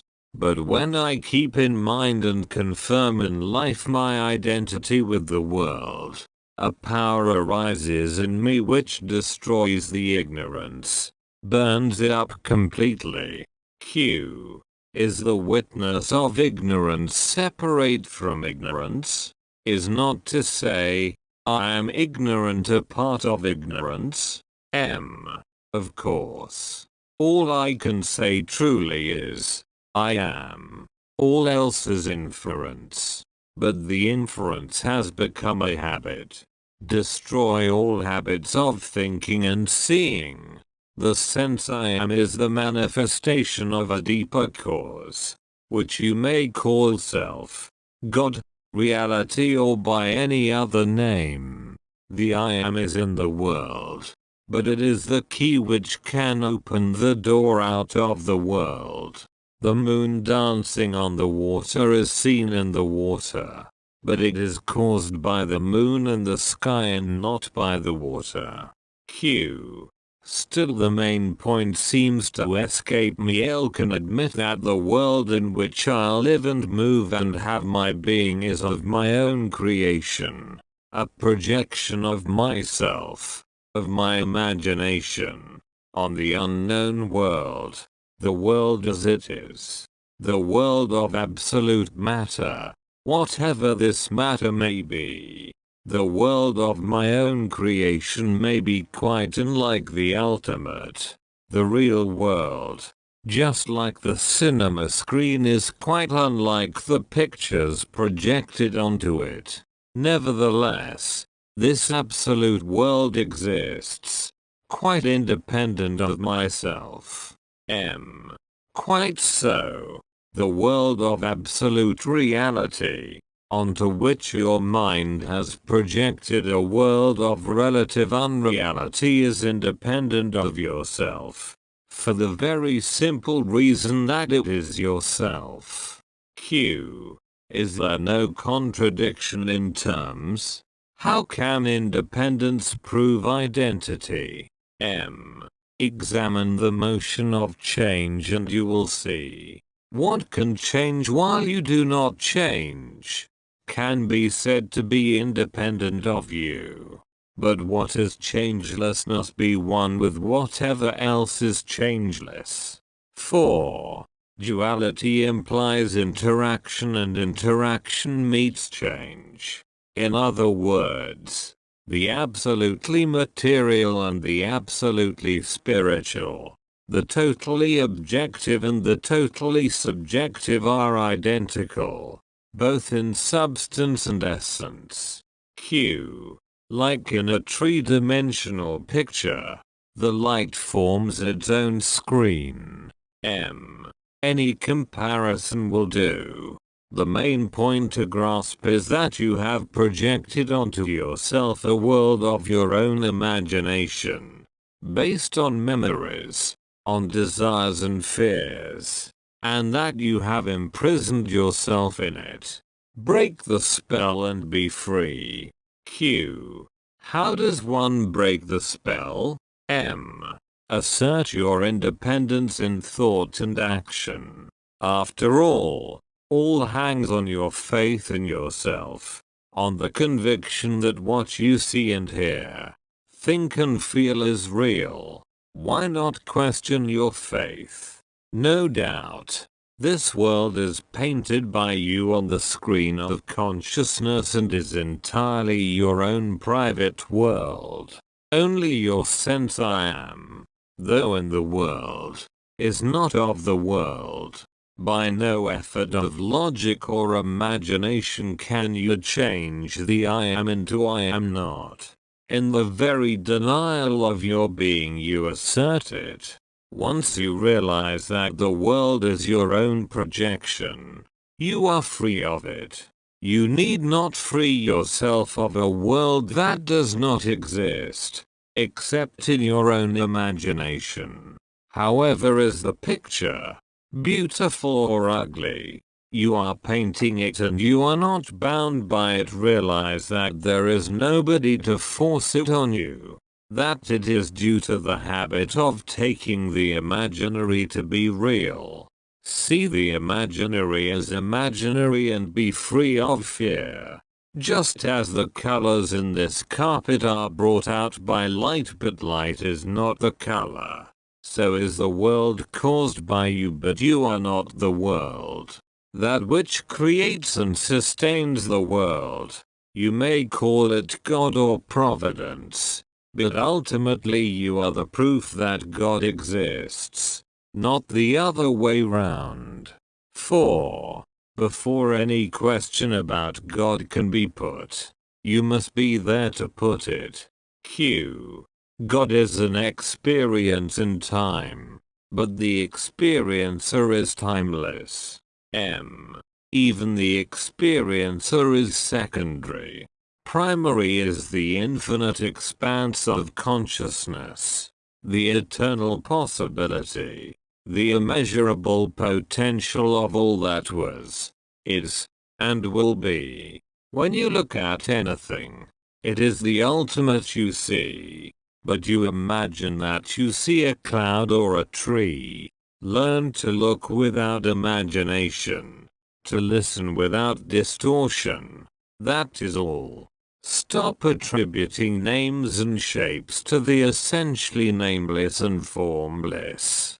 Realize that every mode of perception is subjective, that what is seen or heard, touched or smelt, felt or thought, expected or imagined, is in the mind and not in reality, and you will experience peace and freedom from fear. Even the sense of I am is composed of the pure light and the sense of being. The I is there even without the am. So is the pure light there whether you say I or not. Become aware of that pure light and you will never lose it. The beingness in being. The awareness in consciousness.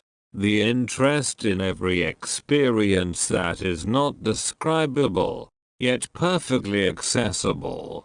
For there is nothing else. Q. You talk of reality directly as the all-pervading, ever-present, eternal, all-knowing, all-energizing first cause. There are other teachers who refuse to discuss reality at all. They say reality is beyond the mind while all discussions are within the realm of the mind, which is the home of the unreal. Their approach is negative. They pinpoint the unreal and thus go beyond it into the real. The difference lies in the words only. After all, when I talk of the real, I describe it as not unreal, spaceless, timeless, causeless, beginningless and endless. It comes to the same, as long as it leads to enlightenment. What does the wording matter?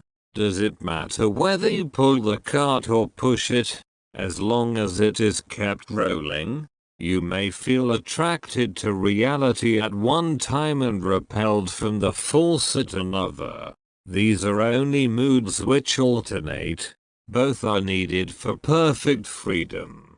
You may go one way or another, but each time it will be the right way at the moment. Just go wholeheartedly. Don't waste time on doubting or hesitating. Many kinds of food are needed to make the child grow, but the act of eating is the same. Theoretically, all approaches are good. In practice, and at a given moment, you proceed by one road only. Sooner or later you are bound to discover that if you really want to find, you must dig at one place only, within. Neither your body nor mind can give you what you seek, the being and knowing yourself and the great peace that comes with it. Q. Surely there is something valid and valuable in every approach. M. In each case the value lies in bringing you to the need of seeking within. Playing with various approaches may be due to resistance to going within, to the fear of having to abandon the illusion of being something or somebody in particular. To find water you do not dig small pits all over the place, but drill deep in one place only. Similarly, to find yourself you have to explore yourself. When you realize that you are the light of the world, you will also realize that you are the love of it, that to know is to love and to love is to know. Of all the affections the love of oneself comes first. Your love of the world is the reflection of your love of yourself. For your world is of your own creation. Light and love are impersonal. but they are reflected in your mind as knowing and wishing oneself well. We are always friendly towards ourselves but not always wise. A yogi is a man whose goodwill is allied to wisdom. 45. What comes and goes has no being. Questioner, I have come to be with you, rather than to listen. Little can be said in words. Much more can be conveyed in silence. Maharaj. First words, then silence. One must be ripe for silence. Q. Can I live in silence? M. Unselfish work leads to silence. For when you work selflessly, you don't need to ask for help. Indifferent to results, you are willing to work with the most inadequate means. You do not care to be much gifted and well equipped, nor do you ask for recognition and assistance. You just do what needs be done, leaving success and failure to the unknown. For everything is caused by innumerable factors, of which your personal endeavor is but one. Yet such is the magic of man's mind and heart that the most improbable happens when human will and love pull together. Q. What is wrong with asking for help when the work is worthy? M. Where is the need of asking? It merely shows weakness and anxiety. Work on, and the universe will work with you. After all, the very idea of doing the right thing comes to you from the unknown. Leave it to the unknown as far as the results go. Just go through the necessary movements. You are merely one of the links in the long chain of causation. Fundamentally, all happens in the mind only. When you work for something wholeheartedly and steadily, it happens. For it is the function of the mind to make things happen. In reality, nothing is lacking and nothing is needed. All work is on the surface only. In the depths there is perfect peace. All your problems arise because you have defined and therefore limited yourself. When you do not think yourself to be this or that, all conflict ceases. Any attempt to do something about your problems is bound to fail. For what is caused by desire can be undone only in freedom from desire.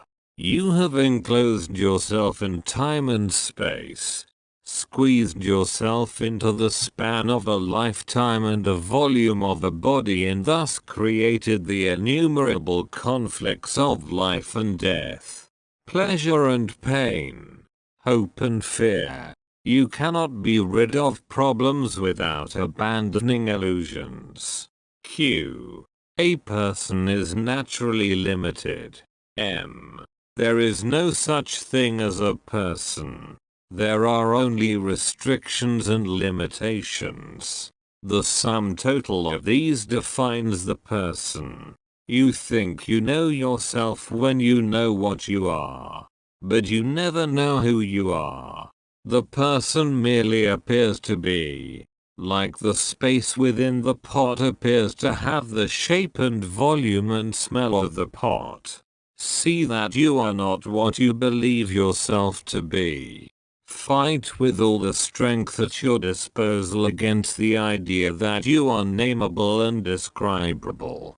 You are not. Refuse to think of yourself in terms of this or that. There is no other way out of misery, which you have created for yourself through blind acceptance without investigation. Suffering is a call for inquiry. All pain needs investigation. Don't be too lazy to think. Q. Activity is the essence of reality. There is no virtue in not working. Along with thinking, something must be done. M. To work in the world is hard. To refrain from all unnecessary work is even harder. Q. For the person I am, all this seems impossible. M. What do you know about yourself? You can only be what you are in reality. You can only appear what you are not.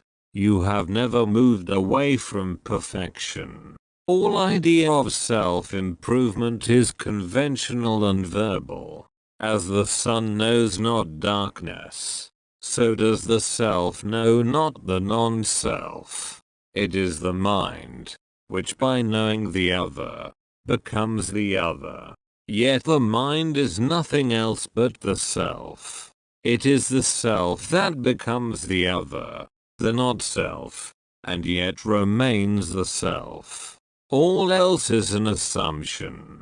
Just as a cloud obscures the sun without in any way affecting it, so does assumption obscure reality without destroying it.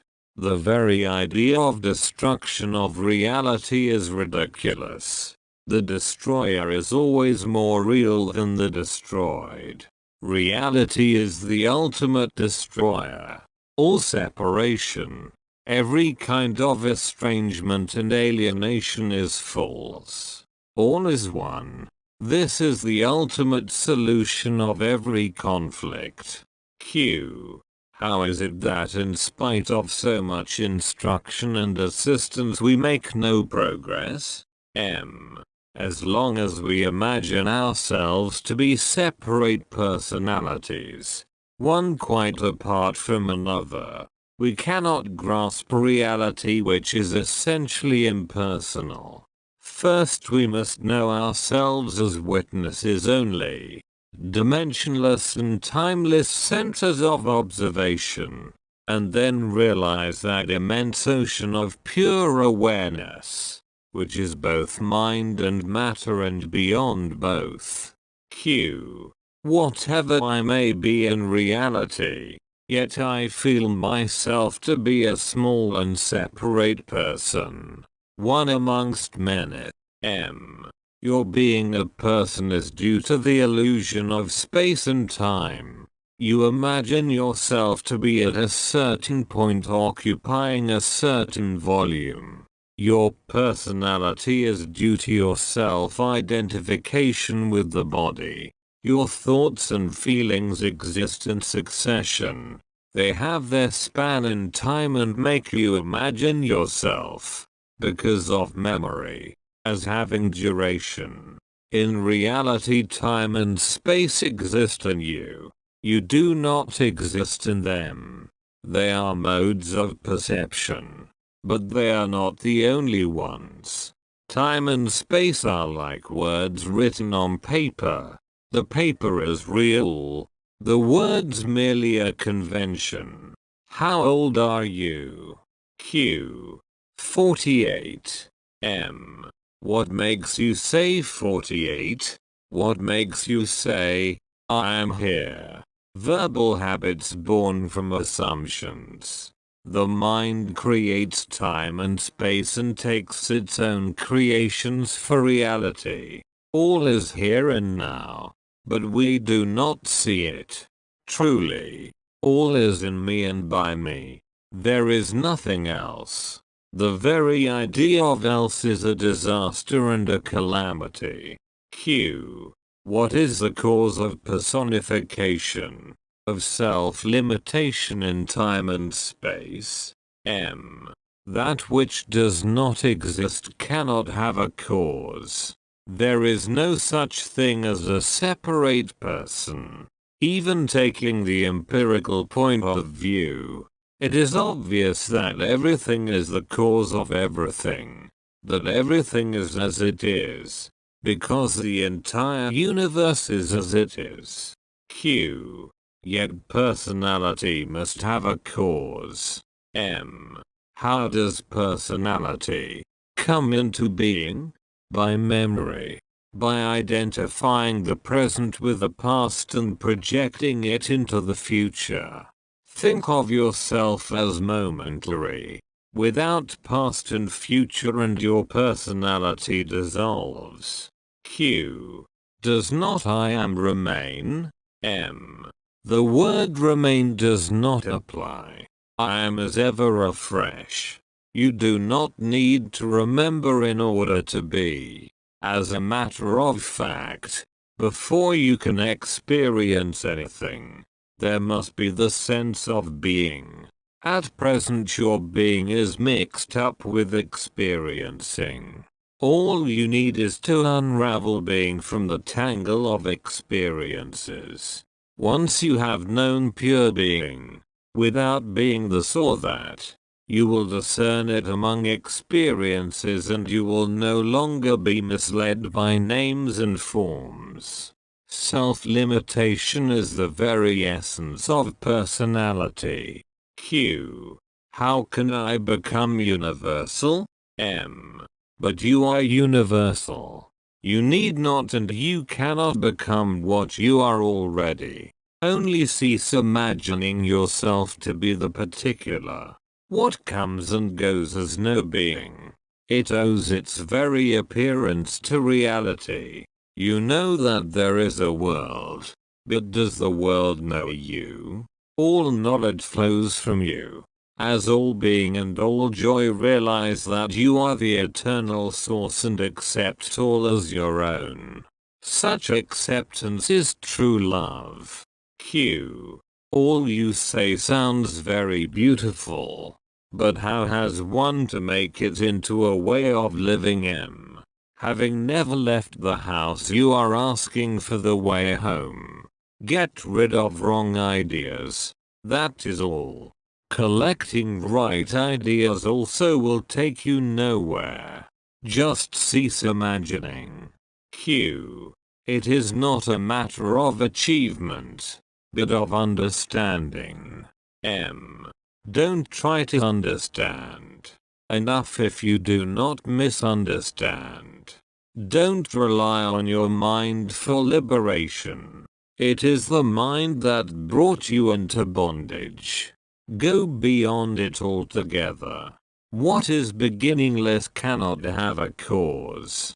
It is not that you knew what you are and then you have forgotten. Once you know, you cannot forget. Ignorance has no beginning, but can have an end. Inquire. Who is ignorant, and ignorance will dissolve like a dream. The world is full of contradictions. Hence your search for harmony and peace. These you cannot find in the world, for the world is the child of chaos. To find order you must search within. The world comes into being only when you are born in a body. No body, no world. First inquire whether you are the body. The understanding of the world will come later. Q. What you say sounds convincing, but of what use is it to the private person, who knows itself to be in the world and of the world? M. Millions eat bread, but few know all about wheat, and only those who know can improve the bread. Similarly, only those who know the self, who have seen beyond the world, can improve the world. Their value to private persons is immense, for they are their only hope of salvation. What is in the world cannot save the world. If you really care to help the world, you must step out of it. Q. But can one step out of the world? M. Who was born first, you or the world? As long as you give first place to the world, you are bound by it. Once you realize, beyond all trace of doubt, that the world is in you and not you in the world, you are out of it. Of course your body remains in the world and of the world, but you are not deluded by it. All scriptures say that before the world was, the Creator was. Who knows the Creator? He alone who was before the Creator. your own real being, the source of all the worlds with their creators. Q. All you say is held together by your assumption that the world is your own projection. You admit that you mean your personal, subjective world, the world given you through your senses and your mind. In that sense, each one of us lives in a world of his own projection. These private worlds hardly touch each other, and they arise from and merge into the I am at their center. But surely behind these private worlds there must be a common objective world, of which the private worlds are mere shadows. Do you deny the existence of such an objective world, common to all? M. Reality is neither subjective nor objective, neither mind nor matter, neither time nor space. These divisions need somebody to whom to happen, a conscious separate center. But reality is all and nothing, the totality and the exclusion, the fullness and the emptiness, fully consistent, absolutely paradoxical. You cannot speak about it, you can only lose yourself in it. When you deny reality to anything, you come to a residue which cannot be denied. All talk of Jnana is a sign of ignorance. It is the mind that imagines that it does not know and then comes to know. Reality knows nothing of these contortions. Even the idea of God as the creator is false. Do I owe my being to any other being? Because I am. All is. Q. How can it be? A child is born into the world, not the world into the child. The world is old and the child is new. M. The child is born into your world. Now, were you born into your world? Or did your world appear to you? To be born means to create a world round yourself as the center. But do you ever create yourself? Or did anyone create you? Everyone creates a world for himself and lives in it, imprisoned by one's ignorance. All we have to do is to deny reality to our prison. Q. Just as the waking state exists in seed form during sleep, so does the world the child creates on being born exist before its birth. With whom does the seed lie? M. With him who is the witness of birth and death, but is neither born nor dies. He alone is the seed of creation as well as its residue. Don't ask the mind to confirm what is beyond the mind. Direct experience is the only valid confirmation.